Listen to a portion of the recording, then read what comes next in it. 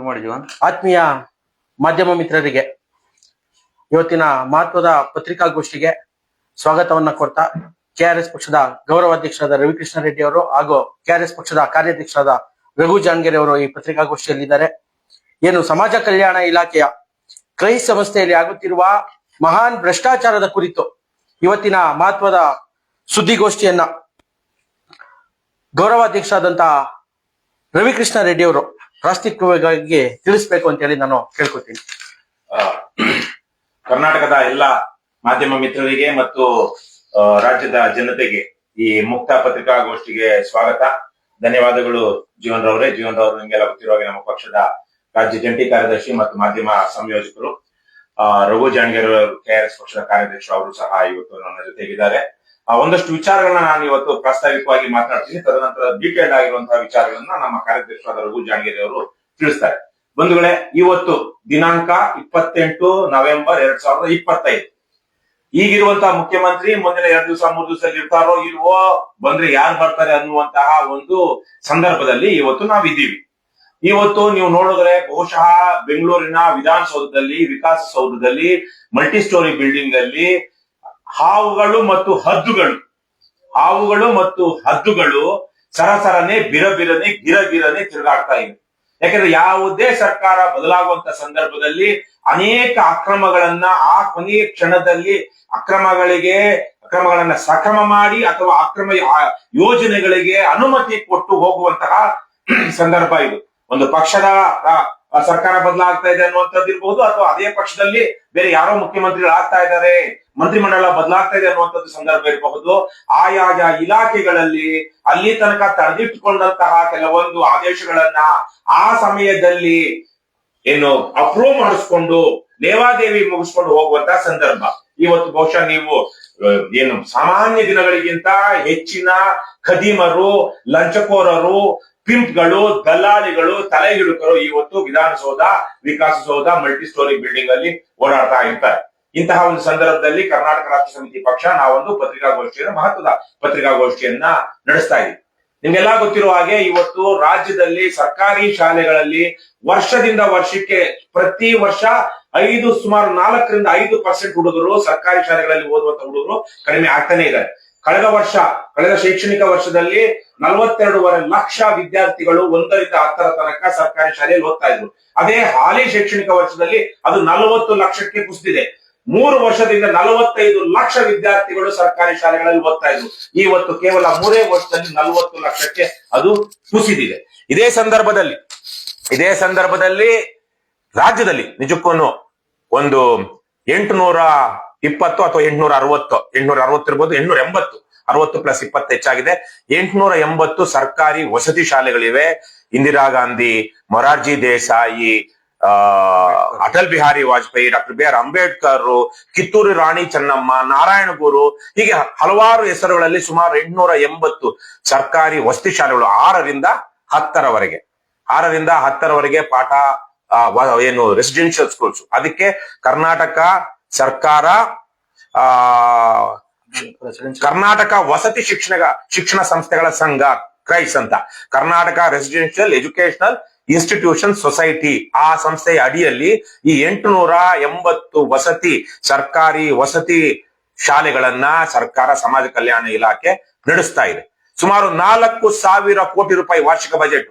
ಅಂದ್ರೆ ಇವತ್ತು ಅದರಲ್ಲಿ 2,40,000 ಲಕ್ಷ ವಿದ್ಯಾರ್ಥಿಗಳು ಈ 880 ಸರ್ಕಾರಿ ವಸತಿ ಶಾಲೆಗಳಲ್ಲಿ ಓದ್ತಾ ಇದ್ದಾರೆ. ಇವರಿಗೆ ವರ್ಷಕ್ಕೆ 4,000 ಕೋಟಿ ರೂಪಾಯಿಯನ್ನ ನಮ್ಮ ರಾಜ್ಯ ಸರ್ಕಾರ ಖರ್ಚು ಮಾಡ್ತಾ ಇದೆ.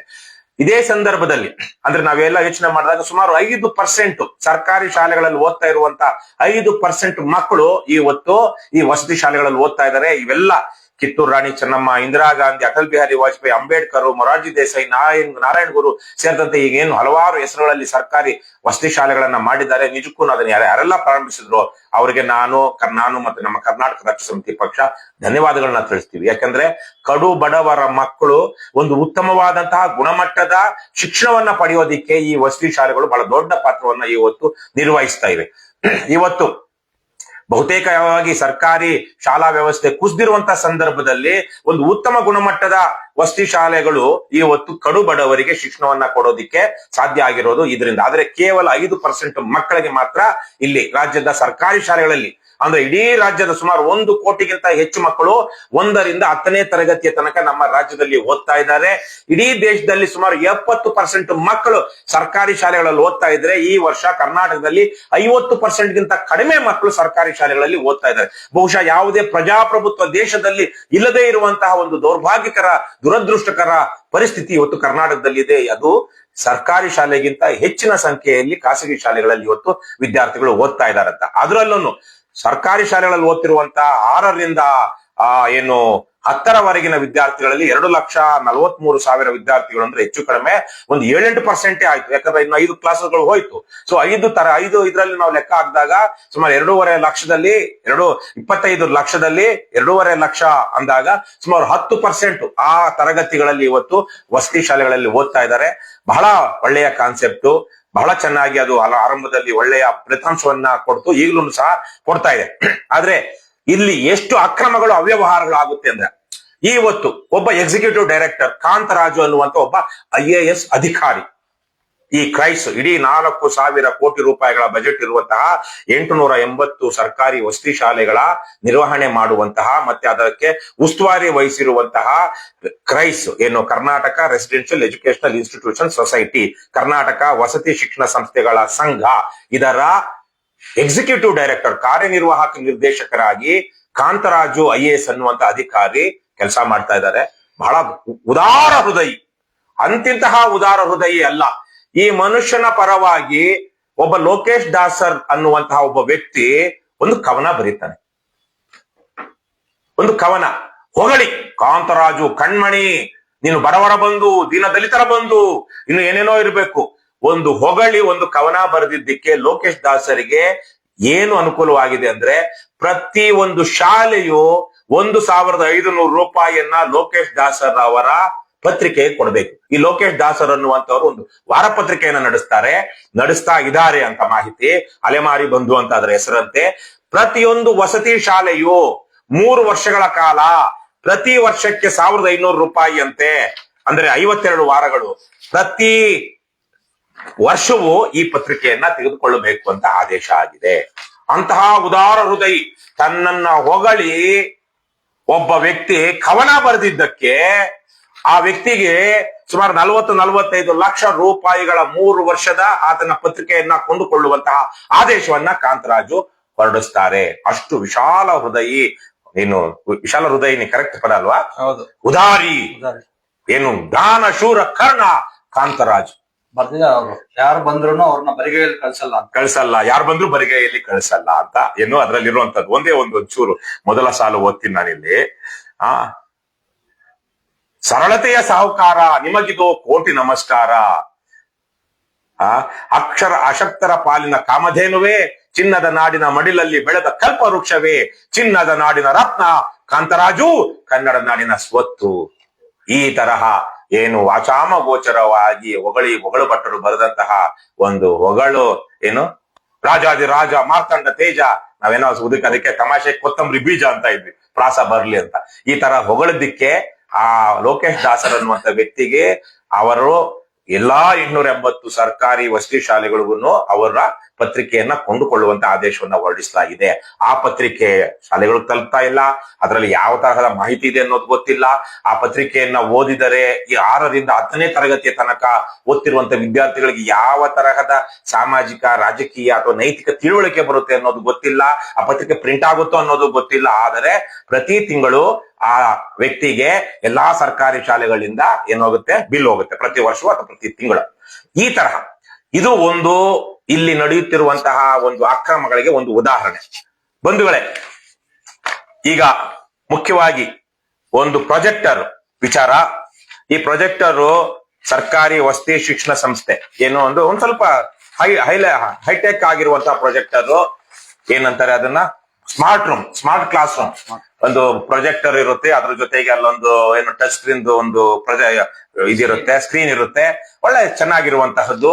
ಇದಕ್ಕೆ ಎಲ್ಲಾ ಸರ್ಕಾರಿ ವಸತಿ ಶಾಲೆಗಳಿಗೆ ತಲಾ ಸುಮಾರು 6 ಲಕ್ಷ ರೂಪಾಯಿ, 5,98,700 ರೂಪಾಯಿ, ಸುಮಾರು 6 ಲಕ್ಷ ರೂಪಾಯಿ. ಇಂತಹ ಒಂದು ಪ್ರೊಜೆಕ್ಟರ್ನ ಎಲ್ಲಾ ಖಾಸಗಿ ಶಾಲೆಗಳಲ್ಲಿ ಅನೇಕ ಕಡೆ ಇದೆ. ಇಂತಹ ಒಂದು ಪ್ರೊಜೆಕ್ಟರ್ಗೆ ಅದು ಮಾರುಕಟ್ಟೆಯ ಇವತ್ತಿನ ಮೌಲ್ಯ ಸುಮಾರು 1.5 ಲಕ್ಷ ರೂಪಾಯಿ. ಅಂದರೆ ಅದರ 3 ಪಟ್ಟಿಗಿಂತ 4 ಪಟ್ಟು ಹೆಚ್ಚು ಕಡಿಮೆ, 1 ರೂಪಾಯಿ ಸಾಮಾನಿಗೆ 4 ರೂಪಾಯಿ ಕೊಟ್ಟು ಕ್ರೈಸ್ಟ್ ಸಂಸ್ಥೆ ಇದನ್ನ ತಗೊಂಡಿದೆ. ಯಾರ್ ದುಡ್ಡು? ಜನರ ತೆರಿಗೆಯ ಹಣ. ಆಮೇಲೆ ಇಡ್ಲಿ ಮಾಡೋದಿಕ್ಕೆ ಒಂದು ಇಡ್ಲಿ ನೀವೆಲ್ಲ ನೋಡಿರ್ಬಹುದು ಈ ದರ್ಶನಿಗಳಲ್ಲಿ, ಹೋಟೆಲ್ಗಳಲ್ಲಿ ಜನಕ್ಕೆ ಕಾಣಿಸುತ್ತೆ, ಕಣ್ಣಿಗೆ ಕಾಣಿಸುವಂತದ್ದು ದರ್ಶನಿಗಳಲ್ಲಿ ಅಥವಾ ಕೆಲವೊಂದ್ ಕಡೆ ಏನು ಈಗ ಬೆಂಗಳೂರಿನಲ್ಲಿ ರಸ್ತೆಗಳಲ್ಲೂ ಈ ತರದನ್ನ ಇಡ್ತಾರೆ. ಈ ವಸತಿ ಶಾಲೆ ಮೊದಲೇ ಗೊತ್ತಿದೆ, 1000 ಇಡ್ಲಿಗಳನ್ನ ಮಾಡ್ಬೇಕಾಗುತ್ತೆ. ಒಂದು 500ರಿಂದ 1000 ಮಾಡ್ಬೇಕಾಗುತ್ತೆ. ಯಾಕಂದ್ರೆ 250-500 ಮಕ್ಳಿದಾರೆ ಅಂದ್ರೆ 1,000-2,000. ಹಾಗಾಗಿ ಅದಕ್ಕೆ ತಕ್ಕನಾಗೆ ಅದೆಷ್ಟು ಒಂದು ಸ್ಟ್ಯಾಂಡ್ 1-2 ಸಲ 3 ಸಲ ಮಾಡೋದಿಕ್ಕೆ. ಇಂತಹ ಒಂದು ಇಡ್ಲಿ ಸ್ಟ್ಯಾಂಡ್ಗೆ ಕರೆಂಟ್ ಸ್ಕೀಮ್ ಇರುವಂತಹದ್ದು 2,77,000 ರೂಪಾಯಿ. ಇದರ ಮಾರುಕಟ್ಟೆ ದರ 32,000 ಇನ್ಕ್ಲೂಡಿಂಗ್ GST 32,000 ರೂಪಾಯಿ. ಅಂದರೆ ಅದರ 15%, 45 ಇಟ್ಕೊಂಡ್ರು ಹೆಚ್ಚು ಕಮ್ಮಿ 40,000 ಮೇಲೆ ಆಗುತ್ತೆ.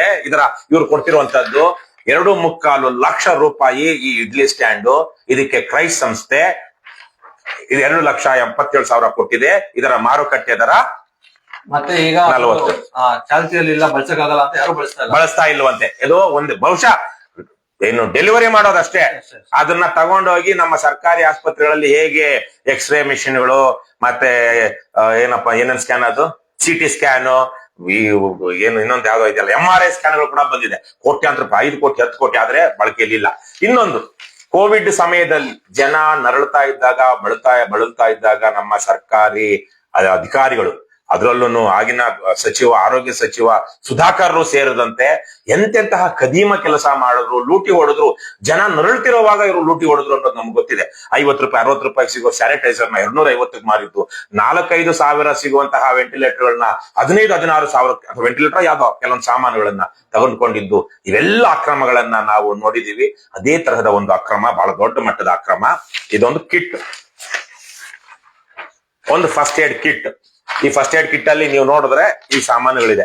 ಇದು ಯಾವ್ದೋ ಒಂದೆರಡು ರಘು ಬೇಕಾದ್ರೆ ಹೇಳ್ತಾರೆ. ಒಂದು ಪ್ಯಾರಾಸಿಟಮಲ್ ಒಂದು ಸ್ಟ್ರಿಪ್ ಇದೆ, ಇನ್ನೊಂದು ಯಾವ್ದೋ ಗ್ಲೌಸ್ ಒಂದಿದೆ, ಆಮೇಲೆ ಒಂದು ಪೌಡರ್ ಇದೆ, ಆಮೇಲೆ ಟಿಂಚರ್ ತರದ್ ಅದೇ ಏನೇನೋ ಇರುತ್ತಲ್ಲ, ಇನ್ಫೆಕ್ಷನ್ ಆಗದಕ್ಕೆ ಆಂಟಿಸೆಪ್ಟಿಕ್, ಬೆಟಾಡಿನ್, ಈ ತರದ್ದು. ಇಷ್ಟೇ. ಇಲ್ಲಿ ನಾವು ಏನು ಐಟಮ್ಗಳನ್ನ ಇಟ್ಟಿದ್ದೀವಿ ಅದಕ್ಕಿಂತ ಕಡಿಮೆ ಐಟಮ್ಗಳು ಬಹುತೇಕವಾಗಿ. ಈ ಪ್ಯಾರಾಸಿಟಮಲ್ ಒಂದು ಸ್ಟ್ರಿಪ್, ಗ್ಲೌಸ್ ಒಂದೇ ಒಂದು, ಇದ್ರಲ್ಲಿ 10 ಇದೆ, 100 ಪೀಸ್ ಇದೆ. ಅದ್ರಲ್ಲಿರೋದು ಒಂದೇ ಪೇರು 2 ಪೀಸ್, ಒಂದೇ ಪೇರು. ಇದರಲ್ಲಿ 50 ಪೇರಾ? 50 ಪೇರು. ಸೊ ಪ್ಯಾರಾಸಿಟಮಲ್ ಇದರಲ್ಲಿ 480 ಮಾತ್ರ ಇದೆ, ಅದರಲ್ಲಿ 15 ಮಾತ್ರ. ಇಷ್ಟೆಲ್ಲ ಬಹಳ ದೊಡ್ಡ ಐಟಮ್ಗಳು. ಹಾಗಾಗೇನೆ ಕೇವಲ 32 ರೂಪಾಯಿ ಕಡಿಮೆ, 10,000 ರೂಪಾಯಿಗೆ 9,968 ರೂಪಾಯಿ. ಅಂದ್ರೆ 32 ರೂಪಾಯಿ ಕಡಿಮೆ, 10,000 ರೂಪಾಯಿ. ಇಷ್ಟಕ್ಕಿಂತ ಕಡಿಮೆ ಐಟಮ್ಗಳನ್ನ 9,968 ರೂಪಾಯಿ ಕೊಟ್ಟು ಈ ಬಾಕ್ಸ್ ಅಲ್ಲಿ ಹಾಕಿ, ಯಾವ ಬಾಕ್ಸ್ ಅಲ್ಲಿ? ಈ ಬಾಕ್ಸ್ ಅಲ್ಲಿ ಹಾಕಿ ಕೊಡ್ತಾ ಇದ್ದಾರೆ. ಯಾವನೋ ದೈವಿಕ್ ಅಲ್ವಾ? ಹೌದು, ದೈವಿಕ್ ಎಂಟರ್ಪ್ರೈಸಸ್ ಏನೋ ಅದ್ರ ಹೆಸರು, ದೈವಾಂಶ ಸಂಭೂತರು. ಅವರು ಈ ಶಾಲೆಗಳಿಗೆ ಸರಬರಾಜು ಮಾಡ್ತಾ ಇದ್ದಾರೆ. ನಮ್ಮ ಕಾರ್ಯಾಧ್ಯಕ್ಷರಾದಂತಹ ರಘು ಜಾಣಗೆರೆ ಅವರು, ನಿಮ್ಗೆಲ್ಲ ಗೊತ್ತಿರುವ ಹಾಗೆ, ಅವರು B ಫಾರ್ಮಸಿ ಮಾಡಿಕೊಂಡು ಫಾರ್ಮಸಿಸ್ಟ್, ಲೈಫ್ ಕೇರ್ ಮೆಡಿಕಲ್ಸ್ ಅನ್ನುವಂತಹ ಬೆಂಗಳೂರಿನಲ್ಲಿ ಫಾರ್ಮಸಿ ಡ್ರಗ್ ಸ್ಟೋರ್, ಫಾರ್ಮಸಿ ಇದನ್ನ ನಡೆಸ್ತಾರೆ. ಚೈನಾ ಫಾರ್ಮಸಿ, ಅದರಲ್ಲಿ ಅವರು ಪಾಲ್ದಾರರು. ಹಲವಾರು ವರ್ಷಗಳಿಂದ ಅದನ್ನ ಮಾಡ್ತಾ ಬರ್ತಿದ್ದಾರೆ. ಇವತ್ತು ಇವರು ಇಷ್ಟು ಐಟಮ್ ತಂದಿದ್ದಾರೆ. ಇದಕ್ಕೆ ಎಷ್ಟು ಬಿತ್ತು ರಘು ಅವರೇ? ಇದಕ್ಕೆ ನಮ್ಗೆ 2,000 ರೂಪಾಯಿಗಿಂತ ಕಡಿಮೆ ಬಿದ್ದಿದೆ. ಆದ್ರೆ ಅವರು ಕೆಲವೊಂದನ್ನೆಲ್ಲ ನಾವಿಲ್ಲಿ 5-6 ಪಟ್ಟು 16 ಪಟ್ಟು ಹೆಚ್ಚಿಗೆ ತಂದು ನಮ್ಗೆ 2,000 ರೂಪಾಯಿ ದಾಟಿಲ್ಲ ಇಲ್ಲಿ ಯಾವ್ದು ಇದೆಲ್ಲಾನು. ಸೊ ಇದನ್ನ ಅವರಷ್ಟೇ ತಂದ್ರೆ, ಅಂದ್ರೆ ಬಲ್ಕ್ ಅಲ್ಲಿ ತಗೊಂಡಾಗ ಯಾವ ತರಕ್ಕಾಗುತ್ತೆ ಅಂದ್ರೆ, ಇದು ಬಹುಶಃ 1,000 ರೂಪಾಯಿ ದಾಟೋದಿಲ್ಲ, 1,500 ರೂಪಾಯಿ ದಾಟೋದಿಲ್ಲ. 10 ಪಟ್ಟು 32 ರೂಪಾಯಿಗೆ ಕಡಿಮೆ, 10,000 ರೂಪಾಯಿ. ಕೊನೆಯದಾಗಿ ನಾನು ಇನ್ನೊಂದಷ್ಟು ಮಾಹಿತಿಯನ್ನ ಕೊಡೋದಕ್ಕೆ ಮೊದಲು, ಇಲ್ಲೊಂದು ಪುಣ್ಯಾತ್ಮರು ಇವತ್ತು ಕೇವಲ 1,800 ರೂಪಾಯಿ ಕೊಡ್ತಾ ಇದಾರಂತೆ ಒಬ್ಬ ಹುಡುಗನಿಗೆ ಒಂದು ತಿಂಗಳಿಗೆ ಊಟದ ವಿಚಾರದಲ್ಲಿ. ಸೊ ಇಲ್ಲಿ ನಾವು ನೋಡಿದಾಗ 40 ಟನ್ ತೊಗರಿ ಬೇಳೆ ಖರೀದಿ ಮಾಡಲಾಗಿದೆ. ಒಂದು ಸಂದರ್ಭದಲ್ಲಿ 40 ಟನ್ ತೊಗರಿ ಬೇಳೆ ತೆಗೆದುಕೊಂಡಾಗ, ಅಷ್ಟು ಬಲ್ಕಲ್ಲಿ ತೆಗೆದುಕೊಂಡಾಗ ಎಷ್ಟೋ ಪ್ರೈಸ್ ವೇರಿ ಆಗುತ್ತೆ. ಇವರು ತೊಗರಿ ಬೆಳೆ ಇವತ್ತಿನ ಮಾರ್ಕೆಟ್ ಬೆಲೆ ಎಷ್ಟಿದೆ ಗೊತ್ತಿಲ್ಲ, 182 ರೂಪಾಯಿಗೆ ತಲಾ 1 ಕೆಜಿಗೆ 182 ರೂಪಾಯಿ ತರಕ್ಕೆ 40 ಟನ್ ತೊಗರಿ ಬೆಳೆ ತೆಗೆದುಕೊಂಡಿದ್ದಾರೆ. ಟನ್ ಅಂದ್ರೆ 1,000 ಅಂತ. ಸೊ 40,000 ಕೆಜಿ ತೊಗರಿ ಬೆಳೆಯನ್ನ ತಲಾ 182 ರೂಪಾಯಿ ತೆಗೆದುಕೊಂಡಿದ್ದಾರೆ. ಸಕ್ಕರೆ ಮಾರ್ಕೆಟ್ ಅಲ್ಲಿ ನನ್ಗೆ ಗೊತ್ತಿದ್ದಂಗೆ 40-45 ಇರಬಹುದೇನೋ ಅಲ್ವಾ ಮಾರ್ಕೆಟ್ ರೇಟ್ ಅಷ್ಟಿದೆ. Market rate. ಇವರು 7 ಟನ್ ತಗೊಂಡಿದ್ದಾರೆ, 7,000 ಕೆಜಿ ತಗೊಂಡಿದ್ದಾರೆ. ಸಕ್ಕರೆ ಕಾರ್ಖಾನೆಗೆ ಅವರು ಕೇಳಿದ್ರೆ ಅವರು ಸರಬರಾಜು ಮಾಡ್ತಾರೆ. ತಲಾ 50 ರೂಪಾಯಿ ಅಂತೆ ತಗೊಂಡಿದ್ದಾರೆ. ಸುಮ್ಮನೆ ಇದನ್ನ ನಾನು ಉದಾಹರಣೆ ಹೇಳ್ತಾ ಇರೋದು. ಎಂತಾರೆ ಇನ್ಫ್ಲೇಟೆಡ್ ರೇಟ್ಸ್. ಅದರ ಕ್ವಾಲಿಟಿ ಗುಣಮಟ್ಟ ಯಾವುದನ್ನು ಚೆಕ್ ಮಾಡ್ಕೊಳ್ಳೋದಿಲ್ಲ. ಆದರೆ ರೇಟ್ ಮಾತ್ರ ಬೆಂಗಳೂರಲ್ಲಿ ಆರ್ಗ್ಯಾನಿಕ್ ಐಟಮ್ಸ್ಗೆ ಏನ್ ರೇಟ್ ಇದೆ, ಆರ್ಗ್ಯಾನಿಕ್ ಇದಕ್ಕೆ ಆ ರೇಟ್ ಅನ್ನ ತಗೊಳ್ತಾ ಇದ್ದಾರೆ. ನಾವು ಈ ವಸತಿ ಶಾಲೆಗಳಿಗೆ ಭೇಟಿ ಕೊಟ್ಟ ಕೆಲವು ಸಲ ನೋಡಿದ್ರೆ, ಅಥವಾ ಯಾವುದೇ ಸರ್ಕಾರ ನಡೆಸ್ತಿರೋ ಹಾಸ್ಟೆಲ್ ನೋಡಿದ್ರು ಆ ತೊಗರಿ ಬೆಳೆನೋ ಇನ್ನೊಂದು ನೋಡಿದ್ರೆ ಅದು ಕಳಪೆ ಅಂತ ಏನಾದ್ರು ಇದ್ರೆ ಅದು ಈ ಹಾಸ್ಟೆಲ್ಗಳಿಗೆ ಸರಬರಾಜು ಮಾಡುವಂತಹ ಬೇಳೆ ಕಾಳುಗಳು ಮತ್ತೆ ಆಹಾರ ಪದಾರ್ಥಗಳು. ಸೊ 4,000 ಕೋಟಿ ಬಜೆಟ್ ನಲ್ಲಿ ನಡೆಸ್ತಾ ಇರುವಂತಹ ಈ ಸರ್ಕಾರಿ ವಸತಿ ಶಾಲೆಗಳಲ್ಲಿ ಯಾವೆಲ್ಲಾ ರೀತಿಯ ಅಕ್ರಮಗಳು ಜನರ ಕಣ್ಣಿಗೆ ಕಾಣಿಸಿದಂತದ್ದು ನಡೀತಾ ಇದೆ. ಇಲ್ಲೊಂದು ವಿಚಾರ, ಇದರಲ್ಲಿ ಮಾತ್ರ ಇವ್ರಿಗೆ ಆಸಕ್ತಿ. ಇಂಥದಕ್ಕೆಲ್ಲ ಏನು ಬಳಸದಂತಹ ಪ್ರಾಜೆಕ್ಟ್ರು, ಬಳಸದಂತಹ ಇಡ್ಲಿ. ಆದರೆ ಎಚ್ ಸಿ ಮಹದೇವಪ್ಪ ಅಲ್ವಾ ಸಮಾಜ ಕಲ್ಯಾಣ ಇಲಾಖೆ ಸಚಿವ ಮಹದೇವಪ್ಪನವರೇ, ಅವರ ಗುರುಗಳಾದ ಸಿದ್ದರಾಮಯ್ಯನವರೇ, ಈ ರಾಜ್ಯದ ಜನರೇ ಅರ್ಥ ಮಾಡ್ಕೊಳ್ಳಿ. 50% ಇವತ್ತು ಈ ವಸತಿ ಶಾಲೆಗಳು ಬಾಡಿಗೆ ಕಟ್ಟಡಗಳಲ್ಲಿ ನಡೀತಾ ಇದೆ. ಇನ್ನು ಅವರಿಗೆ ಸ್ವಂತ ಶಾಲೆಗಳಾಗಿಲ್ಲ. 27 ಶಾಲೆಗಳಲ್ಲಿ ಪ್ರಿನ್ಸಿಪಲ್ ಹುದ್ದೆಗಳು ಖಾಲಿ ಇವೆ. ಪ್ರಭಾರಿಗಳೇ ಮಾಡಬೇಕಾದಂತಿದ್ದೆ, ಅಲ್ಲಿ ಪ್ರಿನ್ಸಿಪಲ್ ಹುದ್ದೆಗಳ ನೇಮಕಾತಿ ಆಗಿಲ್ಲ, ಪ್ರಮೋಷನ್ಸ್ ಆಗಿಲ್ಲ. 4,735 ಶಿಕ್ಷಕರ ಹುದ್ದೆಗಳು ಖಾಲಿ ಇವೆ. ಇಷ್ಟು ಇದರಲ್ಲಿ ಅಂದ್ರೆ ತಲಾ ಒಂದೊಂದು ಶಾಲೆಗೂ ಸುಮಾರು 5ಕ್ಕಿಂತ ಹೆಚ್ಚು ಶಿಕ್ಷಕರ ಕೊರತೆ ಇದೆ. ಅಲ್ಲಿ ನರ್ಸ್ಗಳಿಲ್ಲ, ಸ್ಟಾಫ್ ನರ್ಸ್ಗಳಿಲ್ಲ, ಬೇರೆ ಬೇರೆ ತರಹದ ಕೊರತೆಗಳು. ಇತ್ತೀಚೆಗೆ ನಾನೊಂದು ಪತ್ರಿಕೆಯಲ್ಲಿ ಬಂದಿದ್ದಂತ ಒಂದು ವರದಿಯನ್ನ ನೋಡ್ತಾ ಇದ್ದೆ. ಏನೆಲ್ಲ ಅಲ್ಲಿ ಲೋಪಗಳಿದೆ, ದೋಷಗಳಿದೆ, ಸೌಲಭ್ಯಗಳ ಕೊರತೆ ಇದೆ ಅಂತ. ಅದನ್ಯಾವುದನ್ನು ಇವರು ಸರಿ ಮಾಡೋದಿಲ್ಲ. ಆದರೆ ತಮ್ಮನ್ನ ಹೊಗಳಿದಂತಹ ಹೊಗಳು ಭಟ್ರಿಗೆ 40-50 ಲಕ್ಷ ರೂಪಾಯಿದು ಒಂದು ಪತ್ರಿಕೆ, ಯಾರು ಓದದಂತಹ ಪತ್ರಿಕೆಯನ್ನ ಸಬ್ಸ್ಕ್ರಿಪ್ಷನ್ ಮಾಡ್ತಾರೆ. ಏನು 10,000 ರೂಪಾಯಿ ಕೊಡ್ತಾರೆ. 1,500 ರೂಪಾಯಿ ಬೆಲೆ ಬಾಳುವಂತ ಫಸ್ಟ್ ಏಡ್ ಕಿಟ್ಗೆ 6 ಲಕ್ಷ ರೂಪಾಯಿ ಏನು ಸ್ಮಾರ್ಟ್ ಪ್ರಾಜೆಕ್ಟ್, ಸ್ಮಾರ್ಟ್ ಸ್ಕೂಲ್ ಇದಕ್ಕೆ ಅದರ ಮಾರುಕಟ್ಟೆ ಬೆಲೆ 1.5 ಲಕ್ಷ ರೂಪಾಯಿ ದಾಟೋದಿಲ್ಲ.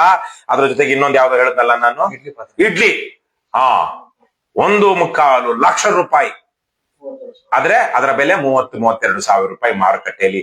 ಇವರು ಇಷ್ಟು ಲಂಸಮ್ ಆಗಿ ಸಾವಿರಾರು ಲೆಕ್ಕಗಳಲ್ಲಿ ತೆಗೆದುಕೊಳ್ಳುವಾಗ ಅವುಗಳ ಬೆಲೆ ಏನು 20-30% ರಿಡಕ್ಷನ್ ಇರುತ್ತೆ.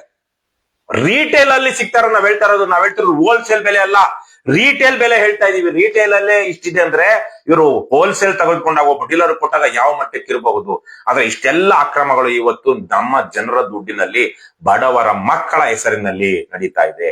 ಬಡವರಿಗಾಗಿ, ಬಡವರ ಮಕ್ಕಳಿಗಾಗಿ, ಬಡತನ ನಿವಾರಣೆಗಾಗಿ ಅಂತ ಮಾಡುವಂತ ಯೋಜನೆಗಳು ಅಂದ್ರೆ, ಇಂಗ್ಲಿಷ್ ಅಲ್ಲಿ ಒಬ್ರು ಸಾಯಿನಾಥ್ ಅನ್ನುವಂತ ಒಬ್ಬ ದೊಡ್ಡ ಪತ್ರಕರ್ತರು ಬರ್ದಿರು, everybody loves a good drought ಅಂತ.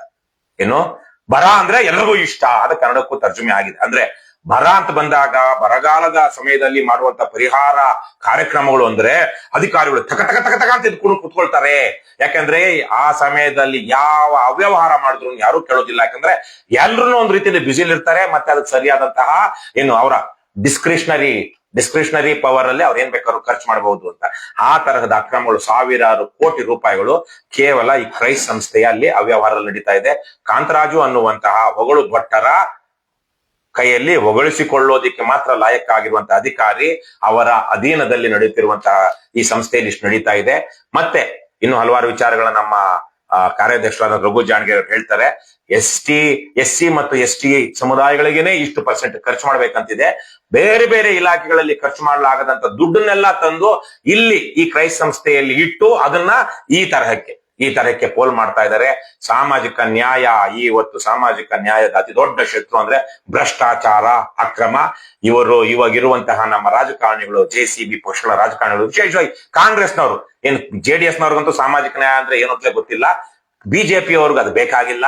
ಕಾಂಗ್ರೆಸ್ನವ್ರು ಮಾತ್ರ ಒಂದು ವರ್ಗದ ಜನರ ಮತವನ್ನ ಪಡೆಯೋದಿಕ್ಕೆ ಸಾಮಾಜಿಕ ನ್ಯಾಯ ಅಂತ ಹೇಳ್ತಾರೆ. ಇವತ್ತು ಸಾಮಾಜಿಕ ನ್ಯಾಯದ ಅತಿ ದೊಡ್ಡ ಶತ್ರು ಏಕೈಕ ಶತ್ರು ಅಂದ್ರೆ ಇವತ್ತು ಭ್ರಷ್ಟಾಚಾರ, ಅಕ್ರಮಗಳು, ಬಡವರ ಹೆಸರಿನಲ್ಲಿ, ಸಾಮಾಜಿಕ ನ್ಯಾಯದ ಹೆಸರಿನಲ್ಲಿ ನಡೆಯುತ್ತಿರುವಂತಹ ಭ್ರಷ್ಟಾಚಾರದ ಕಾರಣದಿಂದಾಗಿನೇ ಇವತ್ತು ಬಡತನ ನಿವಾರಣೆ ಆಗ್ತಾ ಇಲ್ಲ. ನಿಜಕ್ಕೂ ಬಡವರಿಗೆ, ಬಡವರ ಮಕ್ಕಳಿಗೆ ಸಿಗಬೇಕಾದಂತಹ ಸೌಲಭ್ಯಗಳು, ಉತ್ತಮ ಗುಣಮಟ್ಟದ ಶಿಕ್ಷಣ, ಗುಣಮಟ್ಟದ ಆರೋಗ್ಯ ಭಾಗ್ಯ ಇವ್ಯಾವುದೂ ಸಿಗ್ತಾ ಇಲ್ಲ. ಹಾಗಾಗಿ ಈ ಸಂದರ್ಭದಲ್ಲಿ ರಾಜ್ಯದ ಜನತೆ ನೀವು ಯೋಚನೆ ಮಾಡಿ, ಮತ್ತು ಮಾಧ್ಯಮ ಮಿತ್ರರು ಸಹ ನಾವು ಇವತ್ತೇನಿದೆ ಇದನ್ನ ಪ್ರೆಸ್ ಮೀಟ್ ನ ನೋಟ್ ಅನ್ನ ನಿಮ್ಗೆ ಕಳಿಸ್ತಾ ಹೋಗ್ತೀವಿ. ದಯವಿಟ್ಟು ಇದನ್ನ ವರದಿ ಮಾಡಿ, ನೀವು ಸಹ ತನಿಖಾ ವರದಿಗಳನ್ನ ಮಾಡಿ. ರಾಜ್ಯದಲ್ಲಿ ಅಕ್ರಮಗಳು, ಯಾವನೋ ಸಿಎಂ ಬದಲಾಗ್ತಾನೆ, ಇನ್ನೊಂದು ಬದಲಾಗ್ತಾನೆ, ಅದು ಅವನು ಹೂಸ್ದ, ಇವನು ಇನ್ನೊಂದು ಮಾಡ್ದ ಅನ್ನೋ ವಿಚಾರಗಳನ್ನ ಇಟ್ಕೊಂಡು ಕುಯ್ತಾ ಇರ್ಬೇಡ್ರಪ್ಪ. ದಯವಿಟ್ಟು ಅದನ್ನ ವರದಿ ಮಾಡಿ.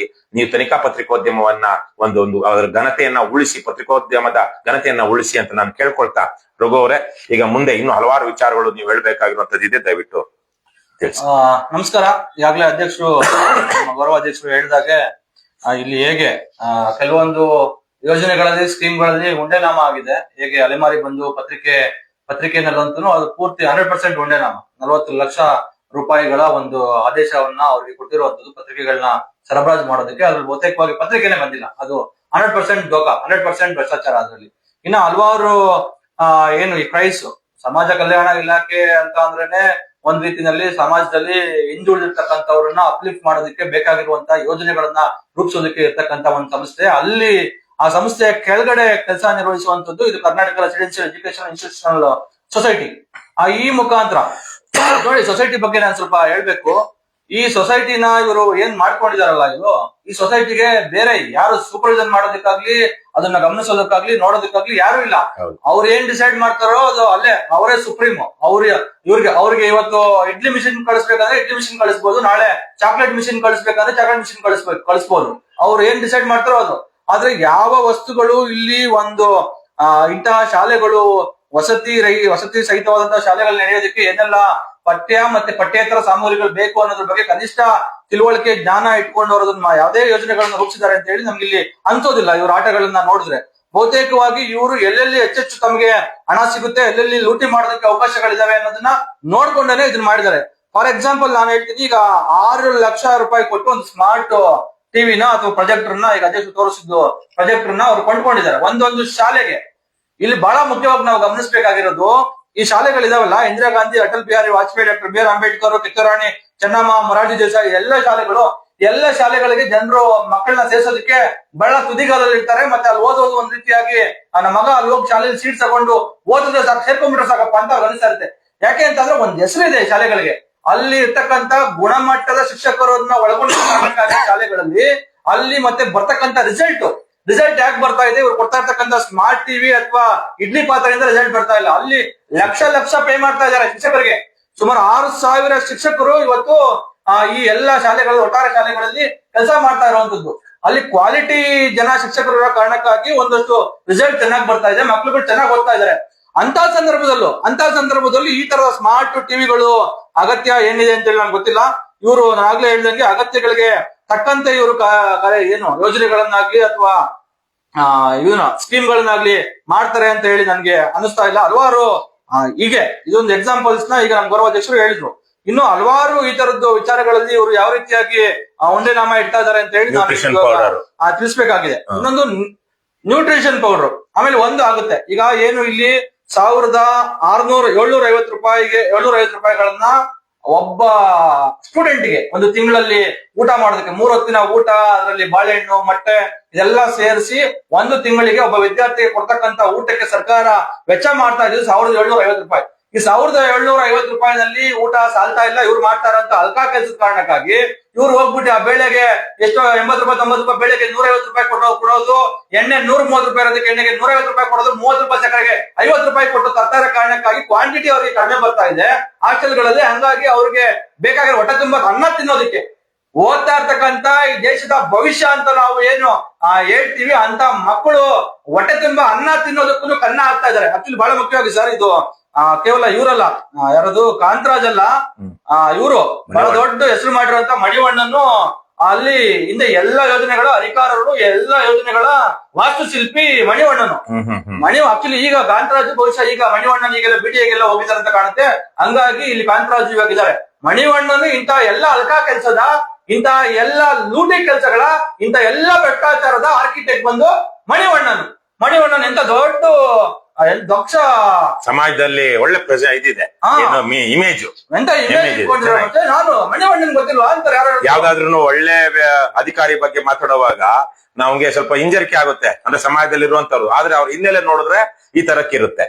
ಈ ಮಣಿವಣ್ಣನ್ನು ಇವೆಲ್ಲಾನು ರೂಪಿಸಿರುವಂತದ್ದು. ಮಣಿವಣ್ಣನ್ ಇದ್ದಾಗ್ಲೇನೆ ಏನು ಈ ನ್ಯೂಟ್ರಿಷನ್ ಪೌಡರ್ ಇತ್ತು, ಇದು ಯೋಜನೆ ಇತ್ತು, 100 ರೂಪಾಯಿ ಹೆಚ್ಚುವರಿಯಾಗಿ ಮಕ್ಕಳಿಗೆ ಹೊಟ್ಟೆ ತುಂಬಾ ಅನ್ನ ತಿನ್ಲಿ ಅಂತ ಹೇಳಿ ಸರ್ಕಾರ 2024-25ನೇ ಸಾಲಿನಲ್ಲಿ ಆಯವ್ಯಯ ಭಾಷಣದಲ್ಲಿ ಸರ್ಕಾರ ಇದನ್ನ ಘೋಷಣೆ ಮಾಡುತ್ತೆ. ಈ ತರದ ಶಾಲೆಗಳಿಗೆ 100 ರೂಪಾಯಿ ಹೆಚ್ಚುವರಿಯಾಗಿ ಕೊಡಿ, ಮಕ್ಕಳು ಹೊಟ್ಟೆ ತುಂಬಾ ಊಟ ಮಾಡ್ಲಿ ಅಂತ ಹೇಳಿ.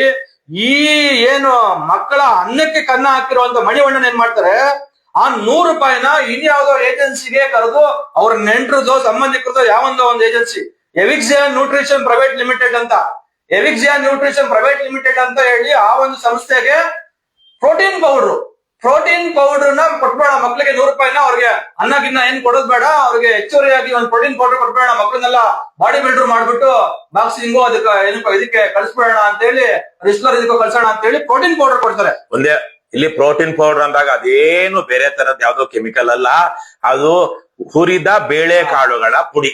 ಹೌದು, ಬೇಳೆಕಾಳುಗಳು ಯಾವ್ದು ನಮ್ ತೊಗರಿ, ನಮ್ಮ ಕಡಲೆ, ಧಾನ್ಯಗಳು, ಇದ್ರದ ಹುರಿದ ಕಾಳುಗಳ ಬೇಳೆಕಾಳುಗಳ ಪುಡಿ. ಯಾಕೆ ಕೊಡ್ಬೇಕಾದ್ರೆ ಪ್ರೋಟೀನ್ ಎಕ್ಸ್ಟ್ರಾಕ್ಟ್ ಅಲ್ಲ, ಎಕ್ಸ್ಟ್ರಾಕ್ಟ್ ಅಲ್ಲ, ಇದೊಂದು ಬಲ್ಕ್ ಆಗಿ ಪುಡಿ ಮಾಡ್ಕೊಡುವಂತ ಏನು ಹುರಿಟ್ಟು, ಏನ್ ಹಾಲ್ಗೆ ಹುರಿಟ್ಟು, ಕರೆಕ್ಟ್, ಹುರಿಟ್ಟನ್ನ ಕೊಡೋದಕ್ಕೆ ಪುಣ್ಯಾತ್ಮ ಮಣಿವಣ್ಣನ್, ನಮ್ಮ ಒಬ್ಬ ಫೇಮಸ್ ಮಣಿವಣ್ಣನ್ ಏನು ಮೇಜರ್ ಮಣಿವಣ್ಣನ್ ಅವರು ಎಂತ ಐಡಿಯಾ ಉಪಯೋಗಿಸಿದಾರೆ ನೋಡಿ. ಅವನಿಗೆ 100 ರೂಪಾಯಿನ ಇದಕ್ಕೆ ಒಂದು ತಿಂಗಳಿಗೆ 100 ರೂಪಾಯಿ ಅಂತ ಅಂದ್ರೆ ಒಬ್ಬ ವಿದ್ಯಾರ್ಥಿಗೆ ಒಂದು ವರ್ಷಕ್ಕೆ ಎಷ್ಟಾಯ್ತು, 1200 ರೂಪಾಯಿ ಆಯ್ತು. 1200 ರೂಪಾಯಿನ ಅವ್ರಿಗೆ ಕೊಡೋದೇ ಇಲ್ಲ, ಅವ್ರಿಗೆ ತಿನ್ನೋದಕ್ಕೆ. ಅವನ ಎವಿಕ್ಸಿಯಾ ನ್ಯೂಟ್ರಿಷನ್ ಅಂತವ್ರನ್ನ ಕರೆದು ಅವನಿಗೆ ಒಂದು ಟೆಂಡರ್ ಕೊಟ್ಟು ಅವನಿಗೆ ಮಾಡೋದಕ್ಕೆ ಕೊಡ್ತಾರೆ. ಅವನಿಗೆ ಎಷ್ಟಾಯ್ತು ಅಂತಂದ್ರೆ 29 ಕೋಟಿ 5 ಲಕ್ಷಗಳು ಇಂಥ ಉರಿಟಿಗೆ. 29 ಕೋಟಿ 5 ಲಕ್ಷ ರೂಪಾಯಿಯನ್ನ ಮಕ್ಕಳಿಗೆ ಉರಿಟ್ಟು ತಿನ್ಸುವಂತ ಕೆಲಸವನ್ನ ಮಣಿವಣ್ಣನ್ ಮಾಡ್ತಾರೆ. ಮಣಿವಣ್ಣನ್ ಅವ್ರು ಮಾತ್ರ ಬೆಳಿಗ್ಗೆ ಎಲ್ಲ ವಾಕಿಂಗ್ ಮಾಡ್ಕೊಂಡು ಫಿಟ್ ಆಗಿ ಚಡ್ಡಿ ಹಾಕೊಂಡು ಫಿಟ್ ಆಗಿರ್ಬೇಕು, ಮಕ್ಕಳು ಉರಿಟ್ಟು ತಿನ್ಕೊಂಡು ಹಾಳಾಗಿ ಹೋಗ್ಬಿಡಿ. ಮಣಿವಣ್ಣನಿಗೆ ಏನಾದ್ರು ಮಾನ ಮರ್ಯಾದೆ ಇದ್ರೆ, ಏನಾದ್ರು IAS ಓದಿರೋದು, IAS ಓದ್ಕೊಂಡು ಏನಾದ್ರು ಸಾಮಾನ್ಯ ಜನ ಅವರು ಸ್ವಲ್ಪ IAS ಓದೋರು ಬೇರೆ ಬೇರೆ ಎಲ್ಲಾನು ಓದ್ಕೊಂಡು ತಿಳ್ಕೊಂಡು ಸ್ವಲ್ಪ ಬಂದಿರ್ತಾರೆ.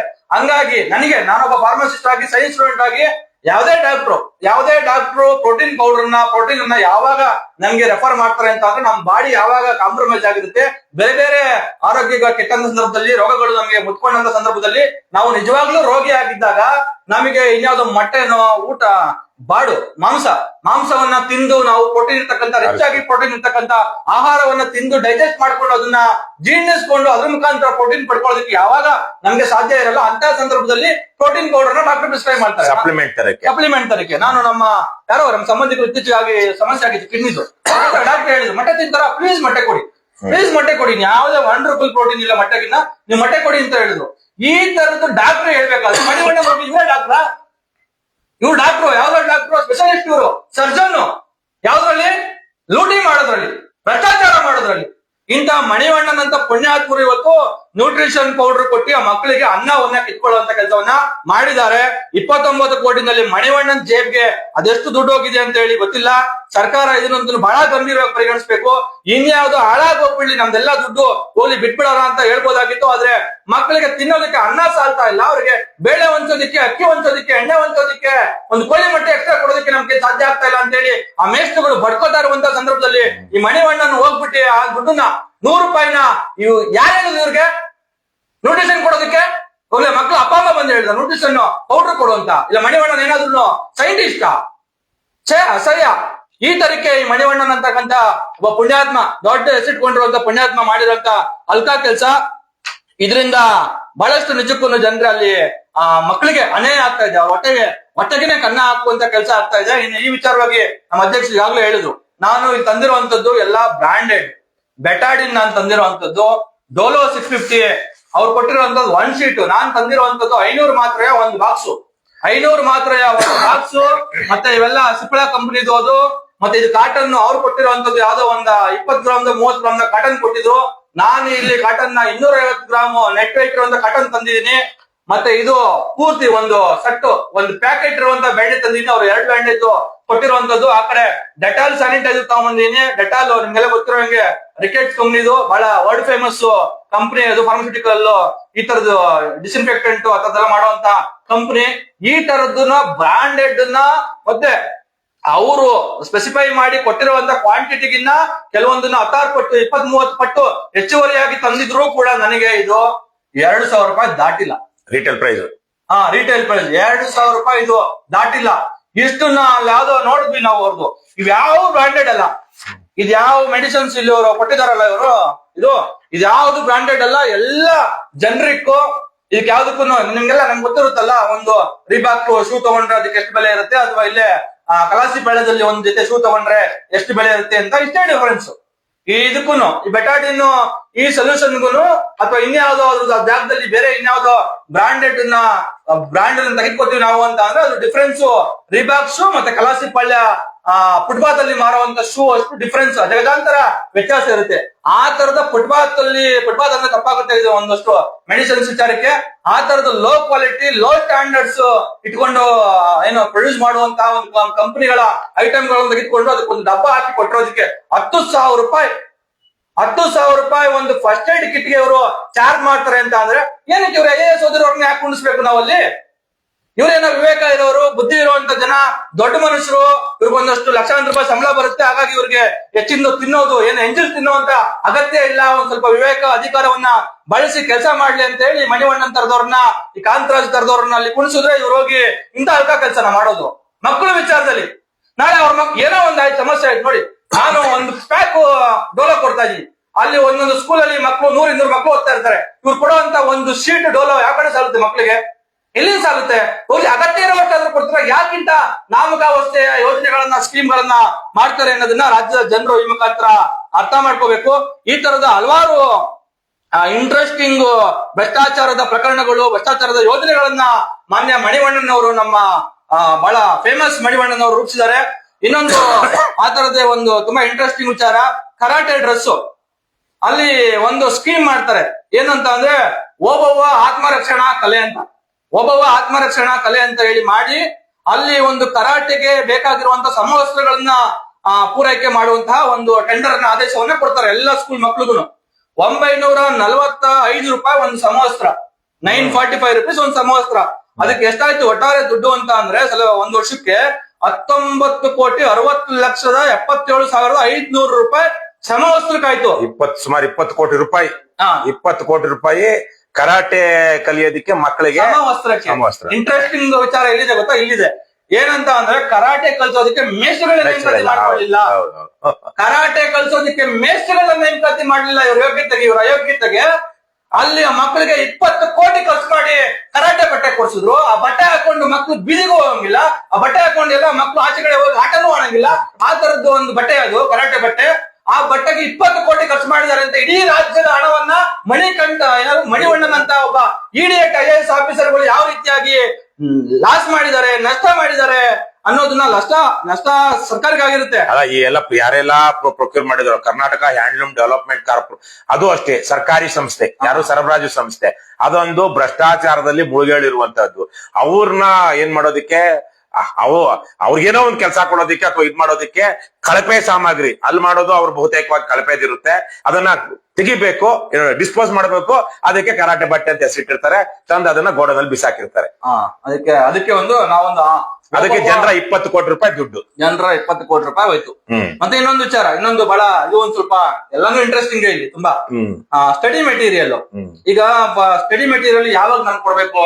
ನಾವೆಲ್ಲ ಶಾಲೆಗೆ ಹೋಗ್ಬೇಕಾದ್ರೆ ಯಾವಾಗ ನಮ್ಗೆ ಹೋಗ್ಬೇಕಾದ್ರೆ ಈಗ ಹೋಗ್ತಿರೋ ಮಕ್ಳಿಗೆ ನಾವ್ ಯಾವಾಗ ಸ್ಟಡಿ ಮೆಟೀರಿಯಲ್ ಕೊಡಿಸ್ತೀವಿ? ರಜಾ ಇರುತ್ತೆ, ಬೇಸಿಗೆ ರಜಾ ಬಂದಾಗ ರಜಾ ಮುಗಿತಾ ಇರುವಂತ ಎಂಡ್ ಅಲ್ಲಿ ಇನ್ನೇನು ಮಕ್ಕಳು June 1ಕ್ಕೆ ಸ್ಕೂಲ್ ಶುರುವಾಗುತ್ತೆ ಅಂತ ಅಂದ್ರೆ ಏಪ್ರಿಲ್ ಮೇ ತಿಂಗಳಲ್ಲಿ ಅಥವಾ June 1st ಅಲ್ಲಿ ಕೆಲವೊಂದ್ ಕಡೆ ಹೋಗಿ ಸ್ಕೂಲಲ್ಲಿ ನಾವು ಯೂನಿಫಾರ್ಮ್ ಬಟ್ಟೆ ಬರೆ ಎಲ್ಲ ತಗೊಬರ್ತೀವಿ. ಇವ್ರು ಪುಣ್ಯಾತ್ಮರು ಯಾವ ತಿಂಗಳಲ್ಲಿ ಇವ್ರಿಗೆ ಬಟ್ಟೆ ಬರೆ ಇದೆಲ್ಲ ಕೊಡ್ತಾ ಇದಾರೆ, ಸರಬರಾಜು ಮಾಡ್ತಾ ಇದಾರೆ ಅಂತಂದ್ರೆ ಸೆಪ್ಟೆಂಬರ್ ಅಕ್ಟೋಬರ್ ಅಲ್ಲಿ ಯೂನಿಫಾರ್ಮ್, ಬಟ್ಟೆ, ಶೂ, ಅದಕ್ಕೆ ಬೇಕಾಗಿರುವಂತ ಎಲ್ಲಾ ಬುಕ್ಸ್ ಗಳನ್ನ ಸೆಪ್ಟೆಂಬರ್ ಅಕ್ಟೋಬರ್ ಅಲ್ಲಿ ಕೊಡುವಂತದ್ ಮಕ್ಳಿಗೆ. Foundation books, practice books, career book ಇವೆಲ್ಲಾನು ಏನ್ ಎಕ್ಸಾಮ್ ನಡೆಯುವಂತ ಸಮಯದಲ್ಲಿ ಬುಕ್ಗಳನ್ನ ಕೊಡ್ತಾರೆ. ಫೆಬ್ರವರಿ ತಿಂಗಳಲ್ಲಿ ಆಲ್ಮೋಸ್ಟ್ ಒಂದ್ ವರ್ಷ ಪ್ಯಾಕಿಂಗ್ ಮಾಡ್ತಾ ಇದಾರೆ ಅಂತ ಅಂದ್ರೆ ಅಷ್ಟು ಒಳಗಡೆ ಅವ್ರ ಪೇರೆಂಟ್ಸ್ ಪೇರೆಂಟ್ಸ್ ಏನೇ ಮಕ್ಳಿಗೆ ಬೇಕಾದ್ರೆ ಎಲ್ಲ ಅವರೇ ಪೇರೆಂಟ್ಸ್ ಕೊಡ್ಸ್ಬಿಡೋದು. ಪೇರೆಂಟ್ಸ್ ಕೊಡ್ಸಿದ್ಮೇಲೆ ಇವ್ರು ಕೊಡುವಂತ ಜುಜುಬಿ ಕೆಲವೊಂದೆಲ್ಲ ಲೋ ಕ್ವಾಲಿಟಿ ಇರುವಂತದನ್ನಾಗ್ಲಿ ಅಥವಾ ಅಗತ್ಯ ಇಲ್ದಿರೋಂಥದನ್ನ ಮಕ್ಳು ಯಾರು ಪಡ್ಕೋತಾರೆ. ಇದ್ರಲ್ಲಿ ಇನ್ನ ಒಂದು ಶಾಕಿಂಗ್ ವಿಚಾರ, ಗೈಡ್ಗಳಿರ್ತಾವಂತೆ. ಈ ತರದ ಶಾಲೆಗಳಲ್ಲಿ ಇಷ್ಟು ಹೈಲಿ ಕ್ವಾಲಿಫೈಡ್ ಗುಣಮಟ್ಟ ಇರುವಂತಹ ಶಿಕ್ಷಕರನ್ನು ಒಳಗೊಂಡಿರುವಂತಹ ಶಾಲೆಗಳಲ್ಲಿ ಈ ಮಣಿವಣ್ಣನಂತಹ ಸೂಪರ್ ಡೂಪರ್ IAS ಆಫೀಸರ್ಗಳು ಮಕ್ಕಳಿಗೆ ಗೈಡ್ ಗಳನ್ನ ಸರಬರಾಜು ಮಾಡ್ತಾ ಇದಾರಂತೆ. ಬಹುಶಃ ಮಣಿವಣ್ಣನ ಗೈಡ್ ಓದ್ಕೊಂಡು ಬಂದಿರೋ IAS ಆಫೀಸರ್ ಇರಬೇಕು, ಗೈಡ್ ಗಳನ್ನ ಕೊಡ್ತಾ ಇದಾರಂತೆ.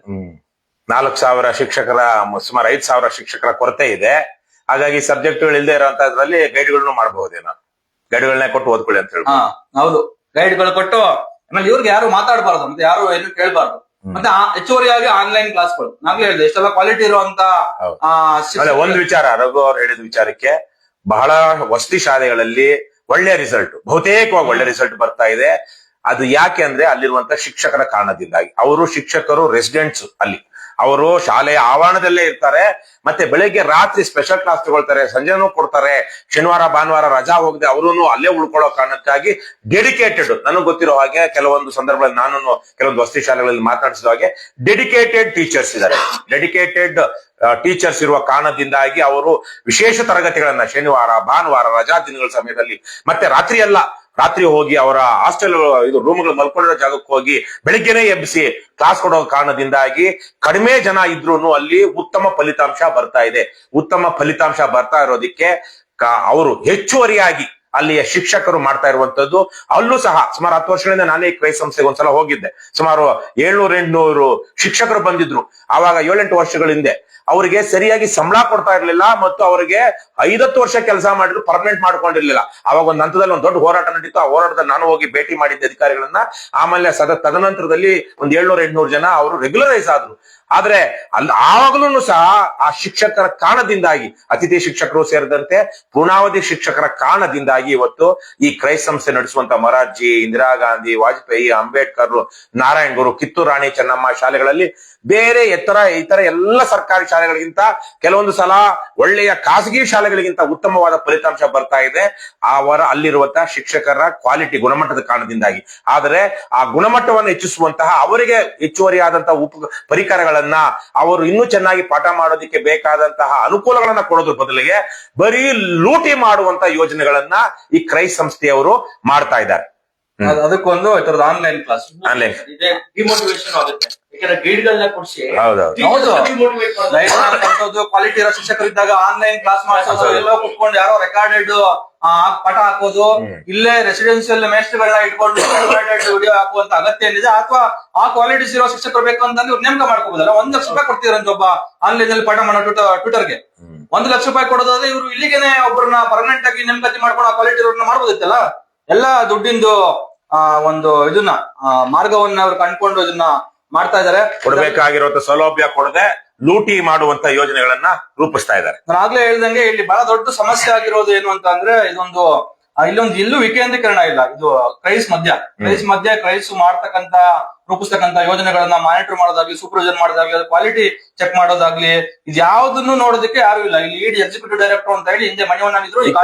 ಇವತ್ತು ನಾನು ಅಥವಾ ಇನ್ನು ಯಾವ್ದೋ ಒಂದು ಮಾಧ್ಯಮದಲ್ಲಿ ಬಂದಿರೋ ವರದಿ ನೋಡಿದಾಗೆ ಮಾಮೂಲಿ ಸರ್ಕಾರಿ ಶಾಲೆಗಳನ್ನ ಇನ್ಸ್ಪೆಕ್ಷನ್ ಮಾಡೋದಿಕ್ಕೆ ಇಒ, ಬಿಇಒ, DDP ಈ ತರಕ್ಕೆಲ್ಲ ಇರ್ತಾರೆ. ಆದ್ರೆ ಇಲ್ಲಿ ಯಾವುದೇ ಆಡಿಟ್ ನಡೆಯೋದಿಲ್ಲ ಕ್ರೈಸ್ ಶಾಲೆಗಳಲ್ಲಿ. ಬೇರೆ ಯಾವುದೇ ಕ್ರೈಸ್ ಅಧಿಕಾರಿಗಳನ್ನ ಬಿಟ್ಟು ಬೇರೆ ಯಾವುದೇ ಇಲಾಖೆ ಅಧಿಕಾರಿಗಳಾಗ್ಲಿ, ಶಿಕ್ಷಣ ಇಲಾಖೆ ಅಧಿಕಾರಿಗಳಾಗ್ಲಿ, ಸಮಾಜ ಕಲ್ಯಾಣ ಇಲಾಖೆ ಅಧಿಕಾರಿಗಳಾಗ್ಲಿ, ಬೇರೆ ಇನ್ಯಾರನ್ನು ಹೋಗಿ ಅಲ್ಲಿ ಶಾಲೆಯ ವ್ಯವಸ್ಥೆ ಹೇಗಿದೆ, ಈ ವಸತಿ ಶಾಲೆಯಲ್ಲಿ ಏನ್ ಸೌಲಭ್ಯ ಇದೆ, ಏನ್ ಸೌಲಭ್ಯ ಇಲ್ಲ, ಇಲ್ಲಿ ನಿಜಕ್ಕೂ ಉಪಯೋಗ ಆಗ್ತಾ ಇದೆ, ಇವ್ಯಾವುದನ್ನು ಸಹ ಪರಿಶೀಲನೆ ಮಾಡುವಂತಹ, ಆಡಿಟ್ ಮಾಡುವಂತಹ, ಪರೀಕ್ಷೆ ಮಾಡುವಂತಹ ಯಾವ ಸಂಸ್ಥೆಯೂ ಇಲ್ಲ ಕ್ರೈಸ್ ಸಂಸ್ಥೆ ಬಿಟ್ರೆ.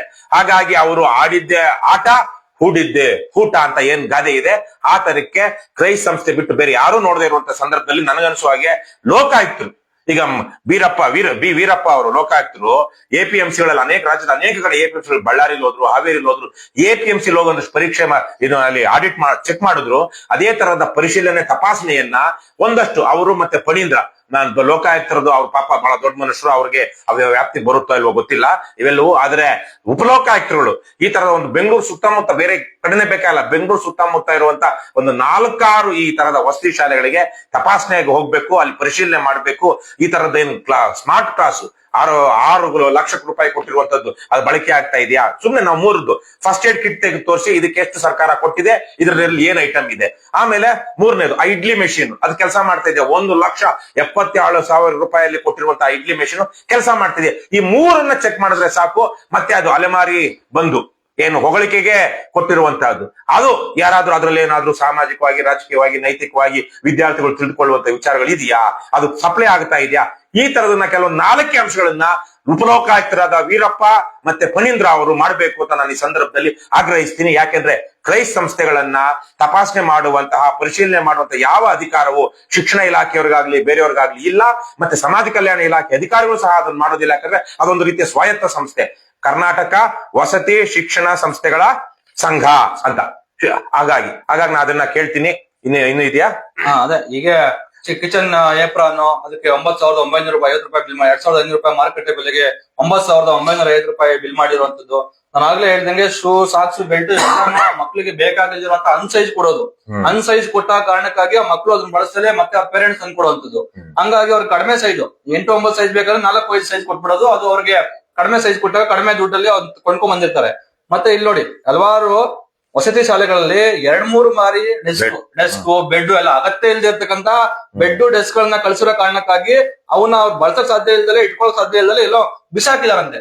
ಇದಕ್ಕೆ ಎಷ್ಟೆಲ್ಲಾ ಕೋಟಿ ರೂಪಾಯಿ ಇದಕ್ಕೆ ಖರ್ಚಾಗಿರ್ಬೋದು. ಮತ್ತೆ ಅವ್ರಿಗೆ ಅಗತ್ಯ ಇರುವಂತಹ ಒಳ್ಳೆ ಸಮವಸ್ತ್ರ, ಶೂ, ತಟ್ಟೆ, ಲೋಟ, ಜಂಕಾನ, ಬೆಡ್ಶೀಟ್ ಇವುಗಳಿಲ್ಲ ಅಂತೆ ಅವ್ರಿಗೆ. ಆದ್ರೆ ಅವ್ರು ಹೇಳಿದ್ರು ಕೊಡಲ್ಲ. ಅವ್ರಿಗೆ ಏನ್ ಬೇಕಾಗಿದೆ, ನಮ್ಮ ಅಗತ್ಯ ಇದು, ವಿದ್ಯಾರ್ಥಿಗಳಿಗೆ ತಟ್ಟೆ, ಲೋಟ ಇದೆಲ್ಲ ಕೇಳಿದ್ರೆ ಇಲ್ಲ, ಅದು ಅವ್ರದ್ದು ಡಿಕ್ಷನರಿನಲ್ಲಿ ಇಲ್ಲ ಇವ್ರಿಗೆ. ಇದನ್ನು ಅಷ್ಟೇ ಬಹಳ ಇಂಟ್ರೆಸ್ಟಿಂಗ್.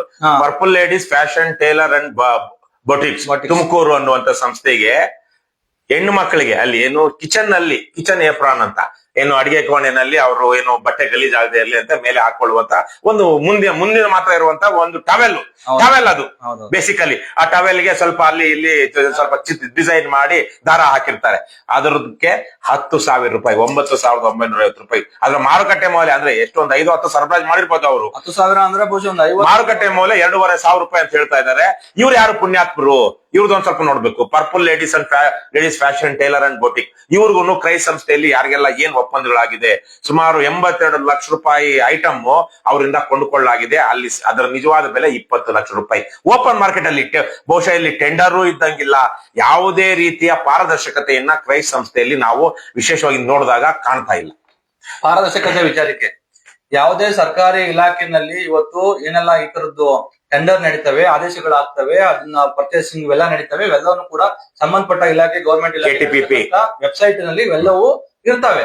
ಅದನ್ನ ಜನ ಬೇಕಾದವ್ರು ಎಷ್ಟಕ್ಕೆ ಟೆಂಡರ್ ಹೋಗಿದ್ರು, ಲೋಯೆಸ್ಟ್ ಟೆಂಡರ್ ಎಷ್ಟಕ್ಕಾಯ್ತು, ಯಾರು ತಗೊಂಡ್ರು, ಇದ್ರ ಆದೇಶ ಸ್ಪೆಸಿಫಿಕೇಶನ್ಸ್ ಇವೆಲ್ಲ ನೋಡೋದಕ್ಕೆ ಅವಕಾಶ ಇರುತ್ತೆ. ಆದ್ರೆ ಇವರು ಪುಣ್ಯಾತ್ಮರು ಈ ಕ್ರೈಸ್ಟ್ ಅವ್ರು ಮಾಡ್ತಾ ಇರುವಂತದಕ್ಕೆ ಇವ್ರ ವೆಬ್ಸೈಟ್ ಅಲ್ಲೂ ಎಲ್ಲೂ ಹಾಕಲ್ಲ. ಮತ್ತೆ ನೋಡಿ, ಇವರು ಯಾವ ಆದೇಶವನ್ನ ಯಾರಿಗೆ ಕೊಟ್ಟಿರ್ತಾರೆ ಮತ್ತೆ ಏನ್ ಪ್ರಾಡಕ್ಟ್ ಅದನ್ನ ಇವ್ರು ಆದೇಶ ಮಾಡಿರ್ತಾರೆ ಅನ್ನೋದು ಇವ್ರಿಗೆ ಇಲ್ಲಿ ಸ್ಕೂಲ್ ಅಲ್ಲಿ ಇರುವಂತ ಮೇಸ್ಟ್ರಿಗೆ, ಪ್ರಿನ್ಸಿಪಾಲ್ ಗಳಿಗೆ ಯಾವಾಗ ಗೊತ್ತಾಗುತ್ತೆ ಅಂತ ಅಂದ್ರೆ ಅವ್ನ್ ತಗೊಂಡ್ಬಂದಾಗ ನೋಡಿ ನಿಮ್ಗೆ ಐಟಮ್ ಬಂದಿದೆ ತಗೊಳ್ಳಿ ಅಂತ ಅವ್ರಿಗೆ ಶಾಕ್ ಇದೆ, ನಮ್ಗೆ ಬೇಕಿತ್ತ ಬೇಡ ಅಂತ. ಆಮೇಲೆ ಅವ್ರಿಗೆ ಬೇಕಿರ್ಲಿ ಬೇಡ ಇರ್ಲಿ ಬಾಯಿ ಮುಚ್ಕೊಂಡು ಸೈನ್ ಹಾಕ್ಬಿಟ್ಟು ಇಸ್ಕೋಬೇಕು. ಡೆಲಿವರಿಗೆ ಸೈನ್ ಹಾಕ್ಬೇಕು. ಡೆಲಿವರಿ ಸ್ಲಿಪ್ ಗೆ ಸೈನ್ ಹಾಕಿಸ್ಕೋಬೇಕು. ಆ ಡೆಲಿವರಿ ತಗೊಂಡ್ ಬರೋದು ಯಾವಾಗ? ಮಧ್ಯರಾತ್ರಿ. ಆ ಡೆಲಿವರಿನ ಮಧ್ಯರಾತ್ರಿ ತಗೊಂಡ್ಬರೋದು ಯಾರು? ಅವ್ರು ಮಧ್ಯರಾತ್ರಿಲೇ ಸೈನ್ ಹಾಕೋದಿಕ್ಕೆ ಯಾಕೆ ಧೈರ್ಯ ಮಾಡ್ತಾರೆ ಅಂದ್ರೆ ಮತ್ತೆ ಅದೆಲ್ಲೂ ಬಳಕೆಗೆ ಬರೋದಿಲ್ಲ, ಅದ್ರ ಇನ್ಸ್ಪೆಕ್ಷನ್ ಆಗೋದಿಲ್ಲ. ಹೌದು, ಅವ್ರ ಸೈನ್ ಹಾಕುವಂತ ಮೇಲೆ ನಾವು ಯಾವನ ಹೇಳ್ತಾರೆ, ಇವ್ರು ಸೈನ್ ಹಾಕಿರ್ತಾರೆ. ಬಳಸೋದು ಬಿಡೋದು ಅವ್ರಿಗೆ ಬಿಟ್ಟಿರುವಂತದ್ದು. ಇವ್ರು ಧಮಕಿ ಹಾಕಿ ನಾನು ಮಣಿವಣ್ಣನವರ ನೆಂಟ ಸಂಬಂಧಿಕ ಈ ತರಕ್ಕೆಲ್ಲ ಧಮಕಿ ಹಾಕಿ ಅವರು ಸೈನ್ ಹಾಕ್ಸ್ಕೊಂಡು ಹೋಗ್ತಾ ಇರೋದು. ಒಟ್ಟಾರೆಯಾಗಿ ಇವತ್ತು ರಾಜ್ಯವನ್ನ ಕೊಳ್ಳೆ ಹೊಡಿತಾ ಇದ್ದಾರೆ. ಒಂದ್ ಕಡೆ ಸಿದ್ದರಾಮಯ್ಯನವರು ದುಡ್ಡಿಲ್ಲ ಯೋಜನೆ ಮಾಡಿದೀವಿ, ಪಂಚ ಯೋಜನೆ, ಆ ಯೋಜನೆ, ಈ ಯೋಜನೆ ಕೊಟ್ಟಿದೀವಿ ಅಂತ ಹೇಳ್ತಾ ಇದ್ದಾರೆ. ಇನ್ನೊಂದು ಕಡೆ ಈ ರೀತಿಯಾಗಿ ಆಡು ಆಗಲೇ ಕೋಟ್ಯಾಂತರ ರೂಪಾಯಿ ಕೊಳ್ಳೆ ಹೊಡಿತಾ ಇರುವಂತ ಸಮಾಜ ಕಲ್ಯಾಣ ಇಲಾಖೆಯಲ್ಲಿ ಕೊಳ್ಳೆ ಹೊಡಿತಾ ಇರುವಂತದನ್ನ ಕಣ್ಣು ಮುಚ್ಕೊಂಡು ಸಿದ್ದರಾಮಯ್ಯನವರು ನೋಡ್ತಾ ಕೂತಿದಾರೋ ಅಥವಾ ಅವರ ಸ್ನೇಹಿತರು ಮಾದೇವಪ್ಪ ಅವ್ರಿಗೆ ಅನುಕೂಲ ಆಗ್ಲಿ, ಪಾಪ ಅವರ ಕ್ಲೋಸ್ ಇದು ಅಂತ ಹೇಳಿ ಏನಾದ್ರು ಸುಮ್ನೆ ಇದ್ದಾರೋ ಗೊತ್ತಿಲ್ಲ. ಆದ್ರೆ ರಾಜ್ಯದ ಜನರು, ಯುವ ಜನರು ಬಹಳ ಮುಖ್ಯವಾಗಿ ಇದನ್ನ ಗಮನಿಸಬೇಕು. ಬೇರೆ ಬೇರೆ ದೇಶಗಳಲ್ಲಿ, ಬೇರೆ ಬೇರೆ ನಮ್ಮ ಪಕ್ಕದ ದೇಶಗಳಲ್ಲಿ, ರಾಜ್ಯಗಳಲ್ಲಿ ಇವತ್ತು ಏನ್ ನಡೀತಾ ಇದೆ, ನಮ್ಗೆ ಆಗ್ತಾ ಇರ್ತಕ್ಕಂತ ಅನ್ಯಾಯವನ್ನ, ದ್ರೋಹವನ್ನ, ಭ್ರಷ್ಟಾಚಾರದ ವಿರುದ್ಧ ಇವತ್ತು ಯುವ ಜನರು ಎಂತೆಂತ ಕ್ರಮಕ್ಕೆ ಮುಂದಾಗ್ತಾ ಇದ್ದಾರೆ. ನಮಗೆ ಬಹಳ ನಾಚಿಕೆ ಆಗುವಂತ ಒಂದು ವಿಚಾರ. ಮೊನ್ನೆ ಯಾವ್ದೋ ಒಂದು ಏನು ಆ ಒಂದು ವಯಸ್ಸಿಗೆ ಬಂದಿರುವಂತ ಯಾವ್ದೋ ಒಂದು ಹುಡುಗ ಹುಡುಗಿ ಅವ್ರದ್ದು ಇಬ್ರದ್ದು ಸಣ್ಣ ಮಕ್ಳು ಇಬ್ರು ಸಣ್ಣ ವಯಸ್ಸಿಗೆ ಬಂದಿರುವಂತವ್ರದ್ದು ಒಂದು ಖಾಸಗಿ ವಿಡಿಯೋ ಲೀಕ್ ಆಗಿರೋದಕ್ಕೆ ಅದಕ್ಕೆ ಏನ್ ದೊಡ್ಡ ಟ್ರಾಲು ಎಲ್ಲಾ ಕಡೆ ಟ್ರಾಲ್ ಮಾಡ್ಕೊಂಡು ಯುವ ಜನರು ಅದು ಲಿಂಕ್ ಕಾಯ್ತಾ ಇದ್ದಾರೆ. ಅದ್ರ ಲಿಂಕ್ ನಮಗೆ ಸಿಗುತ್ತಾ ಅಂತ ಹೇಳಿ ಇವತ್ತು ಯುವ ಜನತೆ ಕಾಯ್ತಾ ಇದ್ದಾರೆ. ಆದ್ರೆ ಇಲ್ಲಿ ನೀವು ಸಾಮಾನ್ಯ ಜನರು ಬೆವರು ಸುರಿಸಿ ಕಟ್ತಾ ಇರುವಂತ ತೆರಿಗೆ ಹಣವನ್ನ ಇವತ್ತು ಈ ರಾಜಕಾರಣಿಗಳು ಮತ್ತೆ ಸರ್ಕಾರಿ ಅಧಿಕಾರಿಗಳು ಅದು ಬಹಳ ದೊಡ್ಡದನ್ನ ಓದ್ಕೊಂಡು ಬಂದು ವಿವೇಚನೆ ಇಟ್ಕೊಂಡು ಬಹಳ ದೊಡ್ಡ ಅಧಿಕಾರಿ ಸ್ಥಾನದಲ್ಲಿ ಇರ್ತಕ್ಕಂತ ಅಧಿಕಾರಿಗಳು ಈ ರೀತಿಯಾಗಿ ಆಡುವಾಗಲೇ ಕೋಟ್ಯಾಂತರ ರೂಪಾಯಿ ನಮ್ ತೆರಿಗೆ ಹಣವನ್ನ ಲೂಟಿ ಮಾಡ್ತಾ ಇದಾರೆ. ನಮ್ಗೆ ನಿಜಕ್ಕೂ ನನ್ಗೆ ಅನ್ಸೋದು ಸರ್, ಬಹುಶಃ ನಮ್ಗೆ ಸಂಪನ್ಮೂಲ ಅಥವಾ ಸಂಪತ್ತೇನು ಬೇಕಿಲ್ಲ, ನಿಯತ್ತಾಗಿರೋರು ಬಂದ್ರೆ ನಿಯತ್ತಾಗಿರುವಂತ ರಾಜಕಾರಣಿಗಳು ಇವತ್ತು ರಾಜ್ಯದಲ್ಲಿ ದೇಶದಲ್ಲಿದ್ರೆ ದೇಶ ರಾಜ್ಯ ಸುಭಿಕ್ಷವಾಗಿದೆ. ಇಲ್ಲಿ ಅಕ್ರಮಗಳು, ಭ್ರಷ್ಟಾಚಾರ, ಲಂಚಕೋರತನ ನಿಂತ್ರೆ ಇವತ್ತಿರುವಂತಹ ಹಣದಲ್ಲೇ ಒಂದು ಮುಂದುವರೆದ ದೇಶದಲ್ಲಿ ಏನೆಲ್ಲ ಸೌಲಭ್ಯಗಳಿದೆಯೋ ಅವೆಲ್ಲವನ್ನು ಮಾಡಬಹುದು. ಕೇವಲ ಭ್ರಷ್ಟಾಚಾರದ ಕಾರಣಕ್ಕಾಗಿ ಸರ್ಕಾರಿ ಶಾಲೆ ಕಳೆದ 30 ವರ್ಷಗಳಲ್ಲಿ ಕಟ್ಟಿರುವಂತ ಯಾವ ಸರ್ಕಾರಿ ಶಾಲೆಯು ಪ್ರಾಥಮಿಕ ಅಥವಾ ಹಿರಿಯ ಪ್ರಾಥಮಿಕ ಸರ್ಕಾರಿ ಶಾಲೆಗಳು ಈ ಕ್ರೈ ಸಂಸ್ಥೆದಲ್ಲ, ಅದನ್ನ ಹೊರತುಪಡಿಸಿ ಯಾವನು 10 ವರ್ಷಕ್ಕಿಂತ ಜಾಸ್ತಿ ಏನು ಕಟ್ಟಡ ಉಳಿತಾ ಇಲ್ಲ. ನಾವು ಏನು ಬೆಂಗಳೂರಲ್ಲಿ 100 ಕೋಟಿ ರೂಪಾಯಿಯ ರೋಡ್ಗೆ 1000 ರೂಪಾಯಿ ಕೋಟಿ ಖರ್ಚು ಮಾಡುವಂತ MG ರೋಡ್ ತರದ್ದವು ಚೆನ್ನಾಗಿವೆ. ಆದರೆ ಅದೇ 100 ಕೋಟಿ ರೂಪಾಯಿಯ 100 ಕೋಟಿ ರೂಪಾಯಿ ರೋಡ್ಗೆ 100 ಕೋಟಿ ಬದಲು 200 ಕೋಟಿ ಕೊಟ್ಟಿರೋದ್ರು ಸಹ ಅವು ಅದು ಏನು ಮೇಂಟೈನ್ ಆಗ್ತಾ ಇಲ್ಲ. ಆದ್ರೆ 100 ಕೋಟಿ ಪ್ರಾಜೆಕ್ಟ್ಗೆ 500,000 ಕೋಟಿ ಕೊಟ್ಟರೆ ಒಂದಷ್ಟು ಮಾಡ್ತಾರೆ, ಯಾಕಂದ್ರೆ ಸಾಕಷ್ಟು ಲಾಭ ಇದೆ ಅಲ್ವಾ. ಆದ್ರೆ 100 ಕೋಟಿಗೆ 200 ಕೋಟಿ ಕೊಟ್ರೆ 100 ಕೋಟಿಲಿ ಏನು ಕ್ವಾಲಿಟಿ ಮಾಡಬಹುದಾಗಿರೋದನ್ನು ಸಹ ಆಗ್ತಾ ಇಲ್ಲ. ಈ ತರಕ್ಕೆ ಲಕ್ಷ ಕೋಟಿಗಳು ರಾಜ್ಯದಲ್ಲಿ ಪ್ರತಿ ವರ್ಷ ಸರ್ಕಾರದ ಹಣ ದುರುಪಯೋಗ ಇದೆ. ಒಂದು ವಿಚಾರ ಇಲ್ಲಿ ಇವತ್ತು ಅಥವಾ ನಿನ್ನೆ ನಾನು ನೋಡಿದೆ, ಸರ್ಕಾರಿ ಶಾಲೆಗಳಲ್ಲಿ ಏನು ಮೊಟ್ಟೆ ಕೊಡ್ತಾರಂತೆ ಮಧ್ಯಾಹ್ನದ ಊಟಕ್ಕೆ. ಆ ಮೊಟ್ಟೆ ಕಾರಣಕ್ಕಾಗಿ ಮುಖ್ಯೋಪಾಧ್ಯಾಯರು ಆಗೋದಿಕ್ಕೆ ಮುಂದೆ ಬರ್ತಾ ಇಲ್ವಂತೆ. ಮೊಟ್ಟೆಗೂ ಮುಖ್ಯೋಪಾಧ್ಯಾಯರಿಗೆ ಆಗೋದಿಕ್ಕೆ ಏನ್ ಸಂಬಂಧ? ಯಾಕಂದ್ರೆ ಅಲ್ಲ, ಒಂದು ಮೊಟ್ಟೆಗೆ ಸರ್ಕಾರ 5 ರೂಪಾಯಿ 5.80 ಕೊಡುತ್ತಂತೆ. ಇವತ್ತಿರೋ ಮಾರ್ಕೆಟ್ ಅಲ್ಲಿ ಪ್ರತಿ ದಿವಸ ತರಬೇಕಲ್ವಾ, ಅದು 7 ರೂಪಾಯಿ 8 ರೂಪಾಯಿ ಇದೆ ಅಂತೆ. ಮುಖ್ಯೋಪಾಧ್ಯಾಯ ಆದವನೇ ಅವನ ಜೇಬಿನಿಂದ ದುಡ್ಡು ಹಾಕಿ ಮೊಟ್ಟೆ ತರಬೇಕಂತೆ. 7 ರೂಪಾಯಿ 8 ರೂಪಾಯಿ ಕೊಟ್ಟು ಮಾರ್ಕೆಟ್ ಅಲ್ಲಿ ಅವ್ನು ಮೊಟ್ಟೆ ತರಬೇಕು ಅಂದ್ರೆ ಇವನು ಮುಖ್ಯೋಪಾಧ್ಯಾಯ ಆಗಿರೋನು ಒಂದು ಸಂಬಳದಲ್ಲಿ ಒಂದಷ್ಟು ದುಡ್ಡನ್ನ ಮೊಟ್ಟೆಗೆ ಕೊಡ್ಬೇಕು. ಹಾಗಾಗಿ ನಮಗೆ ಬೇಡ ಪ್ರಭಾರಿನೂ ಬೇಡ, ಯಾಕಂದ್ರೆ ಮುಖ್ಯೋಪಾಧ್ಯಾಯರ ಜವಾಬ್ದಾರಿ ಮೊಟ್ಟೆ ಕೊಡುವಂತದ್ದು. ಅದು ಸರ್ಕಾರ ಕೊಡೋದು 5 ರೂಪಾಯಿ 80 ಪೈಸಾ, ಮಿಕ್ಕಿದ ಹಾಕೋಬೇಕು ಮುಖ್ಯೋಪಾಧ್ಯಾಯ ಹಾಕೊಳ್ಬೇಕು. ಇದೇ ತರಹದ ಅಯೋಗ್ಯ ನೀತಿಗಳು, ಅದಕ್ಕೆ ಯಾವುದೇ ತರಹದ ಒಂದು ಟ್ರಾನ್ಸ್ಪರೆನ್ಸಿ ಇಲ್ಲ, ಅದನ್ನ ಚೆಕ್ ಮಾಡುವಂತದ್ದಿಲ್ಲ, ಪ್ರೊಕ್ಯೂರ್ಮೆಂಟ್ ಅಲ್ಲಿ ಒಂದು ಪ್ರಾಸೆಸ್ ಇಲ್ಲ, ಸ್ಟ್ಯಾಂಡರ್ಡ್ ಆಪರೇಟಿಂಗ್ ಪ್ರೊಸೀಜರ್ ಇಲ್ಲ. ಈ ಸಮಯದಲ್ಲಿ ಇನ್ನು ಮುಖ್ಯೋಪಾಧ್ಯಾಯರಾಗೋದಕ್ಕೆ ಹಿಂದೇಟ್ ಆಗ್ತಾ ಇದ್ದಾರೆ. ಮತ್ತೆ ಅದೇನು ವೆಜಿಟೇರಿಯನ್ ನಾನ್ ವೆಜಿಟೇರಿಯನ್ ಸಮಸ್ಯೆ ಅಲ್ಲ, ಇದು ಅರ್ಥದ ಸಮಸ್ಯೆ. ಅರ್ಥ ಏನು, ಹಣಕಾಸಿನ ಸಮಸ್ಯೆ.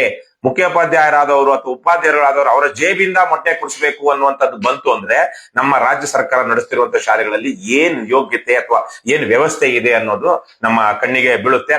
ಇದೇ ಸಂದರ್ಭದಲ್ಲಿ ನಾವು ಎಲ್ಲ ಸರ್ಕಾರಿ ಶಾಲೆಗಳಲ್ಲಿರುವಂತಹ ಶಿಕ್ಷಕರ ಬಗ್ಗೆ ನಮ್ಗೆ ಗೌರವ ಇದೆ. ನಾವಂತೂ ನಮ್ಮ ಜೀವನ ಗೊತ್ತಿಲ್ಲ, ನಾನು ಸೇರಿದಂತೆ ರಘು ಸೇರಿದಂತೆ ನಾವು ಸರ್ಕಾರಿ ಶಾಲೆಗಳಲ್ಲಿ ಓದಂತವ್ರು. ಹಾಗಾಗಿ ಸರ್ಕಾರಿ ಶಾಲೆಗಳಲ್ಲಿ ಗುಣಮಟ್ಟದ ಶಿಕ್ಷಣ ಇವತ್ತು ಒಂದಷ್ಟು ಶಿಕ್ಷಕರಿಂದ ಸಿಗ್ತಾ ಇದೆ. ಆದ್ರೆ ಗುಣಮಟ್ಟದ ಶಿಕ್ಷಣ ಕೊಡೋದಿಕ್ ಬೇಕಾದಂತಹ ಅನುಕೂಲಗಳು ಸರ್ಕಾರಿ ಶಾಲೆಗಳಲ್ಲಿ ಇಲ್ಲ, ವ್ಯವಸ್ಥೆಗಳಿಲ್ಲ. ಹೇಳ್ತಾ ಇದ್ರು ಸುಮಾರು 6,000 ಶಿಕ್ಷಕರು ಕೆಲಸ ಮಾಡ್ತಾ ಇದ್ದಾರೆ. ಆದ್ರೆ 4,735 ಶಿಕ್ಷಕರ ಹುದ್ದೆಗಳು ಖಾಲಿ ಇವೆ. ಅಂದ್ರೆ ಪ್ರತಿಯೊಬ್ಬ ಶಿಕ್ಷಕನು ಇಬ್ರು ಅಥವಾ 5 ಜನ ಮಾಡೋ ಕೆಲಸ ಮಾಡ್ತಾ ಇದ್ದಾರೆ. 5 ಶಿಕ್ಷಕರು ಮಾಡಬೇಕಾದಂತ ಕೆಲಸವನ್ನ ಸರ್ಕಾರಿ ವಸತಿ ಶಾಲೆಯಲ್ಲಿ ಕೇವಲ 3 ಶಿಕ್ಷಕರು ಮಾಡ್ತಾ ಇದ್ದಾರೆ. ಅದರ ಜೊತೆಗೆ ಅಲ್ಲಿ ಸ್ಟಾಫ್ ನರ್ಸು ಇವ್ರೆ, ಏನಾದ್ರು ಕಾಯಿಲೆ ಬಿದ್ರೆ ಕರಾಟೆ ಮೇಸ್ಟ್ರು ಇವ್ರೆ, ಯಾಕಂದ್ರೆ ಅದಕ್ಕೆ ಕರಾಟೆ ಬಟ್ಟೆ ಕೊಡ್ಸಿದಾರಲ್ಲ, ಕರಾಟೆ ಮೇಸ್ಟ್ರು ಇವ್ರೆ, ಎಲ್ಲಾನು ಇವ್ರೇನೆ. ಈ ಶಿಕ್ಷಕರು ಅವರೇ ಏನಾದ್ರು ಪಾಪ ಕಲ್ತ್ಕೊಂಡ್ ಬಂದು ಏನೋ ಮಾಡ್ಬೇಕು. ಅದ್ರ ಜೊತೆಗೆ ಇಲ್ಲಿ ಒಂದು ವಿಚಾರ ಕೊಡುವಂತಹದ್ದು ಇಂಗ್ಲಿಷ್ ಮಾಧ್ಯಮದ ಶಿಕ್ಷಣ ಸಿಗ್ತಿರುವಂತದ್ದು ಕ್ರೈ ಸಂಸ್ಥೆಯಲ್ಲಿ ಇಂಗ್ಲಿಷ್ ಮಾಧ್ಯಮದಲ್ಲಿ. ಆದರೆ ಕನ್ನಡನೇ ಓದ್ಕೊಂಡು ಬಂದಿರುವಂತಹ ಆವತ್ತಿದ್ದಂತ ಸಂದರ್ಭದಲ್ಲಿ ಸರಿಯಾಗಿ ಇಂಗ್ಲಿಷ್ ಅಲ್ಲಿ ಪಾಠ ಮಾಡಲಾರದಂತಹ ಕೆಲವೊಂದು ಶಿಕ್ಷಕರು ಅಲ್ಲಿದ್ದಾರೆ. ಆದ್ರೆ ಅವ್ರನ್ನ ತೆಗಿಬೇಕು ಅಂತಲ್ಲ, ಆದರೆ ಹೊಸದಾಗಿ ಆ ಸಾಮರ್ಥ್ಯ ಇರುವಂತವ್ರನ್ನ ಈ ಖಾಲಿ ಇರುವಂತ ಹುದ್ದೆಗಳನ್ನ ತುಂಬಿಸಿದಾಗ ಅಲ್ಲಲ್ಲೇ ಪ್ರಿನ್ಸಿಪಲ್ ಆದವರು ಬೇರೆ ಆದವರು ಇನ್ನೊಬ್ರು ಅದನ್ನ ನೋಡ್ಕೊಂಡು ಅಡ್ಜಸ್ಟ್ ಮಾಡ್ಕೊಂಡು ಒಳ್ಳೆಯ ಗುಣಮಟ್ಟದ ಶಿಕ್ಷಣ ಸಿಗುವ ಹಾಗೂ ಮಾಡಬಹುದು. ಆದ್ರೆ ಇವತ್ತೊಂದು ರೀತಿಯಲ್ಲಿ ಇಂಟಿಗ್ರೇಟೆಡ್ ಕೋರ್ಸ್ ಇದು, ಊಟ ಮತ್ತೆ ಟ್ಯೂಷನ್, ಶಾಲೆ ಮತ್ತೆ ಟ್ಯೂಷನ್, ಇದರಿಂದಾಗಿ ಒಳ್ಳೆ ಫಲಿತಾಂಶ ಬರ್ತಾ ಇದೆ ಹೊರತು ಮಕ್ಕಳ ಮೇಲೇನೂ ಒತ್ತಡ ಇದೆ ಇವತ್ತಿನ ಶಾಲೆಗಳಲ್ಲಿ. ಈ ಕ್ರೈಸ್ಟ್ ಶಾಲೆಯಲ್ಲಿ ಮೇಷ್ಟ್ರಗಳ ಮೇಲೆ ಅಂತೂ, ಅಲ್ಲಿರುವಂತಹ ಶಿಕ್ಷಕರ ಮೇಲೆ ಅಂತೂ ಸಾಕಷ್ಟು ಒತ್ತಡ ಇದೆ. ಅದರ ಜೊತೆಗೆ ಜನರ ದುಡ್ಡು ಈ ತರಕ್ಕೆ ಪೋಲಾಗ್ತಾ ಇದೆ. ಸುಮಾರು 4,000 ಕೋಟಿಯಲ್ಲಿ ಏನಿಲ್ಲ ಅಂದ್ರೂ 1,000 ಕೋಟಿಗಿಂತ ಹೆಚ್ಚಿನ ಹಣ ಈ ತರಕ್ಕೆ ಹೋಗಿದೆ. ನಾನು ನೋಡ್ತಾ ಇದ್ದೆ 80 ಏನು ಬರೀ ಪ್ರಾಜೆಕ್ಟ್ ಗಳಿಗೇನೆ 50 ಕೋಟಿ ರೂಪಾಯಿ ಮೇಲಿಂದ ಪ್ರಾಜೆಕ್ಟ್ ಬರೀ ಒಂದ್ಸಲಕ್ಕೆ. ಅದು ಉಪಯೋಗ ಆಗ್ತಾ ಇದೆಯಾ? ಯಾರು ಉಪಯೋಗಿಸ್ತಿದ್ದಾರೆ? ಅದನ್ನ ಬಳಸೋದಿಕ್ ಬೇಕಾದಂತಹ ತಾಂತ್ರಿಕ ಇದನ್ನ ತರಬೇತಿಯನ್ನ ಯಾರಾದ್ರೂ ಕೊಡ್ತಿದಾರಾ, ತಗೊಂಡಿದಾರಾ, ಅದನ್ನ ಬಳಸ್ತಿದಾರಾ? ಅದೇ ರೀತಿಯಲ್ಲಿ ಇಡ್ಲಿ ಪಾತ್ರೆ ಮಾಡೋ ಮೆಷಿನ್ನೇ ಬಳಸ್ತಾ ಇಲ್ಲ ಅಂದಾಗ ಇನ್ನು ಸ್ಮಾರ್ಟ್ ಪ್ರಾಜೆಕ್ಟ್ ನ ಬಳಸುವಂತ ಅದ್ರ ಅಗತ್ಯ ಇರಬೇಕು ಮೇಸ್ಟ್ರಿಗೆ. ಅದನ್ನ ಮಾಡಿ ಯಾವ ಶಾಲೆ ಇದನ್ನು ಬಳಸೋದಿಕ್ ಅಗತ್ಯ ಇದ್ದಾಗ ಅದನ್ನ ಬಳಸ್ತಾರೆ. ಆದ್ರೆ ಅಗತ್ಯವೇ ಇಲ್ಲದಿರುವಂತಹ ಸಂದರ್ಭದಲ್ಲಿ ಮತ್ತೆ ಅದಕ್ಕೆ ಬೇಕಾದಂತ ತಾಂತ್ರಿಕ ನೈಪುಣ್ಯತೆ ಇಲ್ಲದಂತಹ ಸಂದರ್ಭದಲ್ಲಿ ಅಂತ ಅದನ್ನ ಹೆಂಗ್ ತಗೊಳ್ಳೋದು? ಮೊದಲು ನಮ್ ಸರ್ಕಾರ ಮಾಡೋದಿದ್ದೇನೆ MRI machine, CT scan, x-ray. ಆದ್ರೆ ಆ CT ಸ್ಕ್ಯಾನ್ ಮಾಡುವಂತ ಒಬ್ಬ ಎಕ್ಸ್ರೇ ಮೆಷಿನ್ ಆಪರೇಟ್ ಮಾಡುವಂತ ಆಪರೇಟರ್ ಮಾತ್ರ ತಗೊಳ್ಳಲ್ಲ. ತಗೊಂಡ್ರು ಅದು 60-70 ಸಾವಿರ ರೂಪಾಯಿ ಸಂಬಳ. ಆದ್ರೆ ಇವ್ರು ಕೊಡೋದು 20-25 ಸಾವಿರ, ಅವ್ನಿಗೆ ಸಿಗೋದು 15 ಸಾವಿರ, ಅವ್ನ ಹೆಸರಲ್ಲಿ 30,000-40 ಸಾವಿರ ಕೊಡ್ತಾರೆ. ಅವ್ರು ಸಿಗೋದು 15-20 ಸಾವಿರ. ಅವ್ನು ಸರಿಯಾಗಿ ಸಮಯಕ್ಕೆ ಬರೋದಿಲ್ಲ, ಯಾಕಂದ್ರೆ ಅವ್ನಿಗೆ ಬೇರೆ ಕಡೆ ಎಕ್ಸ್ಪೀರಿಯನ್ಸ್ ಆಗೋಷ್ಟೊತ್ತಿಗೆ ಹೋಗ್ತಾ ಇರುತ್ತೆ. ಈ ತರಹದ ಅಯೋಗ್ಯ ನೀತಿಗಳು, ಜನವಿರೋಧಿ ನೀತಿಗಳು, ಲೂಟಿಕೋರ ನೀತಿಗಳನ್ನ ಇವತ್ತು ನಮ್ಮ ಸರ್ಕಾರ ಮಾಡ್ತಾ ಇದೆ. ನಾವು ಇದನ್ನ ಜನರ ಮುಂದೆ, ಮಾಧ್ಯಮದವರ ಮುಂದೆ ಅನಾವರಣ ಮಾಡಿದೀವಿ. ದಯವಿಟ್ಟು ಮಾಧ್ಯಮ ಮಿತ್ರರಲ್ಲಿ ಕೇಳ್ಕೊಳ್ಳೋದು, ಇದನ್ನ ವರದಿ ಮಾಡಿ. ಮತ್ತೆ ಇದು ಒಂದಷ್ಟು ಭ್ರಷ್ಟಾಚಾರ ಹೇಗ್ ನಡೀತಾ ಇದೆ ಇಲಾಖೆಯಲ್ಲಿ, ಕೈ ಸಂಸ್ಥೆಗಳಲ್ಲಿ ಅನ್ನುವಂಥದ್ದು. ಬಡವರ ಮಕ್ಕಳಿಗೆ ವಿದ್ಯಾಭ್ಯಾಸ ಕೊಡ್ತೀವಿ ಅನ್ನುವಂತಹ ಹೆಸರಿನಲ್ಲಿ ಎಂತೆಂತ ಕದೀಮರು, ಲೂಟಿಕೋರರು, IAS ಆಫೀಸರ್ಗಳು ಇಲ್ಲಿ ಭ್ರಷ್ಟಾಚಾರ ಮಾಡಿ ಹಣವನ್ನ ಸಂಪಾದನೆ ಮಾಡ್ತಾ ಇದ್ದಾರೆ. ಮತ್ತೆ ತಮಗೆ ಬೇಕಾದಂತ ಅವರಿಗೆ ಸ್ವಜನ ಪಕ್ಷಪಾತ ಮಾಡ್ತಾ ಅನುಕೂಲ ಮಾಡ್ಕೊಡ್ತಾ ಇದ್ದಾರೆ ಅನ್ನುವಂಥದ್ದನ್ನ ತಿಳಿಸಿದ್ದೀವಿ. ಇಷ್ಟರಲ್ಲಿ ಮುಂದಿನ 1-2-3 ದಿವಸದಲ್ಲಿ ನಮ್ಮ ಪಕ್ಷದ ಕಾರ್ಯದರ್ಶಿಯಾದಂತಹ ರಘು ಜಾಣಗೆರೆ ಮತ್ತೆ ಜೀವನ್ ರವರು, ಜಂಟಿ ಕಾರ್ಯದರ್ಶಿ, ಇವರು ಹೋಗಿ ಈ ವಿಚಾರವಾಗಿ ಲೋಕಾಯುಕ್ತದಲ್ಲೂ ದೂರು ದಾಖಲು ಮಾಡ್ತಾರೆ. ಈ ಸಂದರ್ಭದಲ್ಲಿ ನಾನು ಉಪಲೋಕಾಯುಕ್ತರ ವ್ಯಾಪ್ತಿಗೆ ಇವು ಬಹುತೇಕ ಬರೋದ್ರಿಂದಾಗಿ, ಗ್ರಾಮೀಣ ಭಾಗದಲ್ಲಿ ಇರೋದ್ರಿಂದಾಗಿ ಉಪಲೋಕಾಯುಕ್ತರುಗಳು ಹೇಗೆ ಅವರು ಹಲವಾರು ಕಡೆ RTOಗೆ ಹೋಗ್ತಾರೆ, ತಾಲೂಕು ಆಫೀಸ್ಗಳಿಗೆ ಹೋಗ್ತಾರೆ, ಅದೇ ರೀತಿಯಲ್ಲೇ APMCಗಳಿಗೆ ಹೋಗ್ತಾ ಇದ್ದಾರೆ. ಅದೇ ರೀತಿಯಲ್ಲೇ ಕೆಲವು ವಸತಿ ಶಾಲೆಗಳಿಗೂ ಭೇಟಿ ಕೊಟ್ಟು, ಏನಿಲ್ಲ ನಿಮ್ದು ಫಸ್ಟ್ ಏಡ್ ಕಿಟ್ ತಗೊಬಂದ್ರಪ್ಪ ಅಂತ ಕೇಳ್ಬೇಕು, ಅದ್ರಲ್ಲಿ ಏನಿದೆ ಅಂತ ನೋಡ್ಬೇಕು, ಇದಕ್ಕೆ ಸರ್ಕಾರದಿಂದ ಎಷ್ಟು ಪೇ ಮಾಡಿದೆ ಅಂತ ಕೇಳ್ಬೇಕು, ಅಲ್ಲೇ ಸುಮೋಟೋ ಆಕ್ಷನ್ ಮಾಡ್ಬೇಕು. ಯಾಕಂದ್ರೆ ಅದು ರೆಡಿ ಇರುತ್ತೆ, ಬಹುಶಃ ಅದನ್ನ ಓಪನ್ ಮಾಡಿರೋದಿಲ್ಲ, ಯಾರು ಅದನ್ನ ಬಳಸಿರೋದಿಲ್ಲ. ಯಾಕಂದ್ರೆ 2 ಸ್ಟ್ರಿಪ್ ಪ್ಯಾರಾಸಿಟಮಾಲ್ ಅಲ್ಲಿ ಏನಕ್ಕಾಗುತ್ತೆ? ಅಲ್ಲಿ ಬೇರೆ ಬೇರೆ ರೀತಿ ಅವ್ರಿಗೆ ಬೇರೆ ತರ. ಆಮೇಲೆ ಇದು ಫಸ್ಟ್ ಏಡ್ ಕಿಟ್ ಯಾರು ಬಳಸೋದಿಲ್ಲ, ಬಹುತೇಕವಾಗಿ ಬೇರೆನೆ ಒಂದಿಟ್ಟು ಕಿಟ್ ಇಟ್ಕೊಂಡಿರ್ತಾರೆ. ಅದ್ರ ಜೊತೆಗೆ ಏನು ಅಲೆಮಾರಿ ಬಂದು ಪತ್ರಿಕೆ ನಾನು ಓದ್ಬೇಕು, ತಗೋಬರಪ್ಪ ಅನ್ಬೇಕು, ಅದೊಂದನ್ನು ನೋಡ್ಬೇಕು. ಆಮೇಲೆ ಸ್ಮಾರ್ಟ್ ಪ್ರಾಜೆಕ್ಟ್ ಎಷ್ಟು ಯಾವ ತರ ಬಳಸ್ತಾ ಇದ್ದೀರಾ ಅಂತ ಕೇಳ್ಬೇಕು. ಇಡ್ಲಿ ಪಾತ್ರೆ, ಏನೋ ಇಡ್ಲಿ ಮಾಡೋ ಮೆಷಿನ್, ಅದಕ್ಕೇನು 1,77,000 ರೂಪಾಯಿ. ಬಹುಶಃ 5 ಸ್ಟಾರ್ ಹೋಟೆಲ್ ಆ ತರಕ್ಕೆ, 5 ಸ್ಟಾರ್ ಹೋಟೆಲ್ ಅಷ್ಟೆಲ್ಲ ಮಾಡೋದು ಇಲ್ಲ, ಯಾಕಂದ್ರೆ ಆ ಸಾವಿರಗಳಲ್ಲಿ ಏನ್ ಮಾಡೋಂತ ಅಗತ್ಯ ಇರೋದಿಲ್ಲ. ಬೆಂಗಳೂರಲ್ಲಿ ಈಗ ನಮ್ಮ ರಘು ಜಾಣಗೆರೆ ಅವರು ಒಂದು ಹೋಟೆಲ್ ನಡೆಸ್ತಾರೆ. ಅವ್ರಿಗೆ ಗೊತ್ತಿದೆ ಅದ್ರ ನಿಜವಾದ ಬೆಲೆ ಎಷ್ಟು ಅಂತ. ಮಾರ್ಕೆಟ್ ಅಲ್ಲಿ, ಓಪನ್ ಮಾರ್ಕೆಟ್ ಅಲ್ಲಿ ಅದ್ರದ್ದು 35,000 ರೂಪಾಯಿ, ಏನು ವಿತ್ GST ಎಲ್ಲಾ ಕಾನೂನುಬದ್ಧವಾಗಿ. ಅದು ಏನು ಟೆಂಡರ್ ಹಾಕಿದೆ, ಅದನ್ನೇ ನೀವು 800 ಸಂಖ್ಯೆಯಲ್ಲಿ ತಗೊಂಡಾಗ ಅದನ್ನ 35,000 ಇರೋದು 25,000ಕ್ಕೆ ಕೊಡ್ತಾರೆ ಅವ್ರು. ಯಾಕಂದ್ರೆ ಆ ಮಟ್ಟಕ್ಕೆ ಅವರು ಲಾಭದಲ್ಲಿ ಕಡಿಮೆ ಮಾಡ್ಕೊಳ್ತಾರೆ. 30,000ನೇ ಆಗ್ಲಿ, 10% ಕಡಿಮೆ ಆಗ್ಲಿ. ಯಾಕಂದ್ರೆ 10-20% ಅವ್ರು ಇಟ್ಕೊಂಡಿರ್ತಾರೆ ಹೋಲ್ಸೇಲ್ ಅವರಿಂದ ರಿಟೇಲ್ ಅವರು. 20% ಅಂದಾಗ ಹೆಚ್ಚು ಕಮ್ಮಿ 27-28,000ಕ್ಕೆ ಸಿಗುತ್ತೆ. 30,000 ಇಟ್ಕೊಳ್ಳೋಣ, 40,000 ಇಟ್ಕೊಳ್ಳೋಣ. ಆದ್ರೆ ಇವ್ರು ತಗೊಂಡಿರೋದೆಷ್ಟು? 1,77,000 ರೂಪಾಯಿ. ಸೊ ಇವೆಲ್ಲವನ್ನು, ಈ 4 ವಿಚಾರಗಳನ್ನ ಗಮನಿಸಿದ್ರೆ ಸಾಕು ಮಾನ್ಯ ಉಪಲೋಕಾಯುಕ್ತರುಗಳೇ.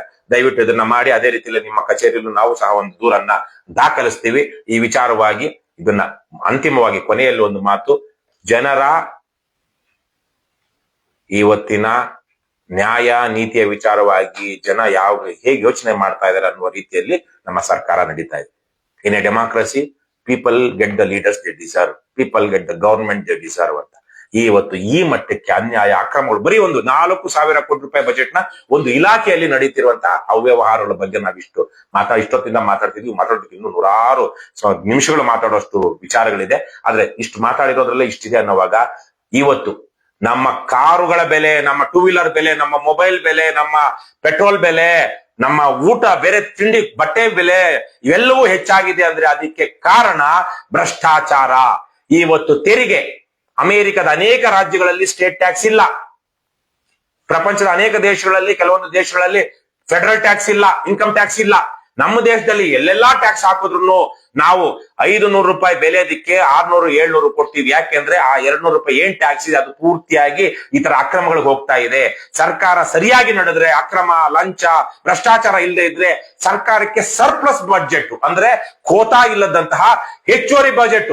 ಅವರಿಗೆ ಬೇಕಾಗಿರೋದು 2 ಲಕ್ಷ ಕೋಟಿ ರೂಪಾಯಿ, ಅವ್ರಿಗೆ ಆದಾಯ ಬರ್ತಾ ಇರೋದು 2.5 ಲಕ್ಷ ಕೋಟಿ ರೂಪಾಯಿ ಅಂದಾಗ it becomes A surplus budget. ಅವಾಗ ಏನ್ ಮಾಡ್ತಾರೆ, ಆಟೋಮೆಟಿಕ್ ಆಗಿ ಟ್ಯಾಕ್ಸ್ ಕಡಿಮೆ ಮಾಡ್ತಾರೆ ಕಣ್ರಪ್ಪ. ಟ್ಯಾಕ್ಸ್ ಕಡಿಮೆ ಮಾಡ್ತಾರೆ. ಆವಾಗ 25,000 ತಗೊಳ್ತಿರೋ ಫೋನ್ ನಿಮ್ಗೆ 22,000 ಸಿಗುತ್ತೆ. ಆವಾಗ ಇವತ್ತು 100 ರೂಪಾಯಿ ಕೊಡ್ತಾ ಇರುವಂತ ಪೆಟ್ರೋಲ್ 70-80 ರೂಪಾಯಿ ಸಿಗುತ್ತೆ. ಅವತ್ತು ನೀವು 5 ಲಕ್ಷ 10 ಲಕ್ಷ ಕೊಡ್ಬೇಕಾಗಿರೋ ಕಾರು 7 ಲಕ್ಷಕ್ಕೆ ಸಿಗುತ್ತೆ, 8 ಲಕ್ಷಕ್ಕೆ ಸಿಗುತ್ತೆ. ಯಾವಾಗ ಅಕ್ರಮ ಭ್ರಷ್ಟಾಚಾರ ನಿಂತಾಗ, ಈ ಲಂಚ ಭ್ರಷ್ಟಾಚಾರ ನಮ್ಮ ತೆರಿಗೆ ಹಣದ ದುರುಪಯೋಗ ಆಗ್ತಾ ಇರೋ ಕಾರಣದಿಂದಾಗಿನೇ ಸರ್ಕಾರ ಅನ್ಯಾಯವಾಗಿ ತೆರಿಗೆ ಹಾಕ್ತಾ ಇದೆ. ತೆರಿಗೆ ಹಾಕಿ 4 ಲಕ್ಷ ಕೋಟಿ ರೂಪಾಯಿ ಬಜೆಟ್, ಅದರಲ್ಲಿ ಅಕ್ರಮಗಳ ಕಾರಣದಿಂದಾಗಿ ನಮ್ಮ ಹೆಚ್ಚು ಕಮ್ಮಿ ಒಂದು 25% ಸರ್ಕಾರಕ್ಕೆ ಏನ್ ಆದಾಯ ಬರ್ತಾ ಇದೆ, 25ರಿಂದ 30-40% ಅಥವಾ 50% ಇರ್ಬೋದು. 40% ಕಮಿಷನ್ ಅಂದ್ರೆ ಮುಗ್ದೇ ಹೋಯ್ತಲ್ವ. ಇವೆಲ್ಲವೂ ಅಕ್ರಮಗಳು. ಹಾಗಾಗಿ ತುಂಬಾ ಸರಳವಾದ ವಿಚಾರವನ್ನ ಹೇಳಿ ನಾನು ಇಲ್ಲಿಗೆ ಬಿಡ್ತೀನಿ.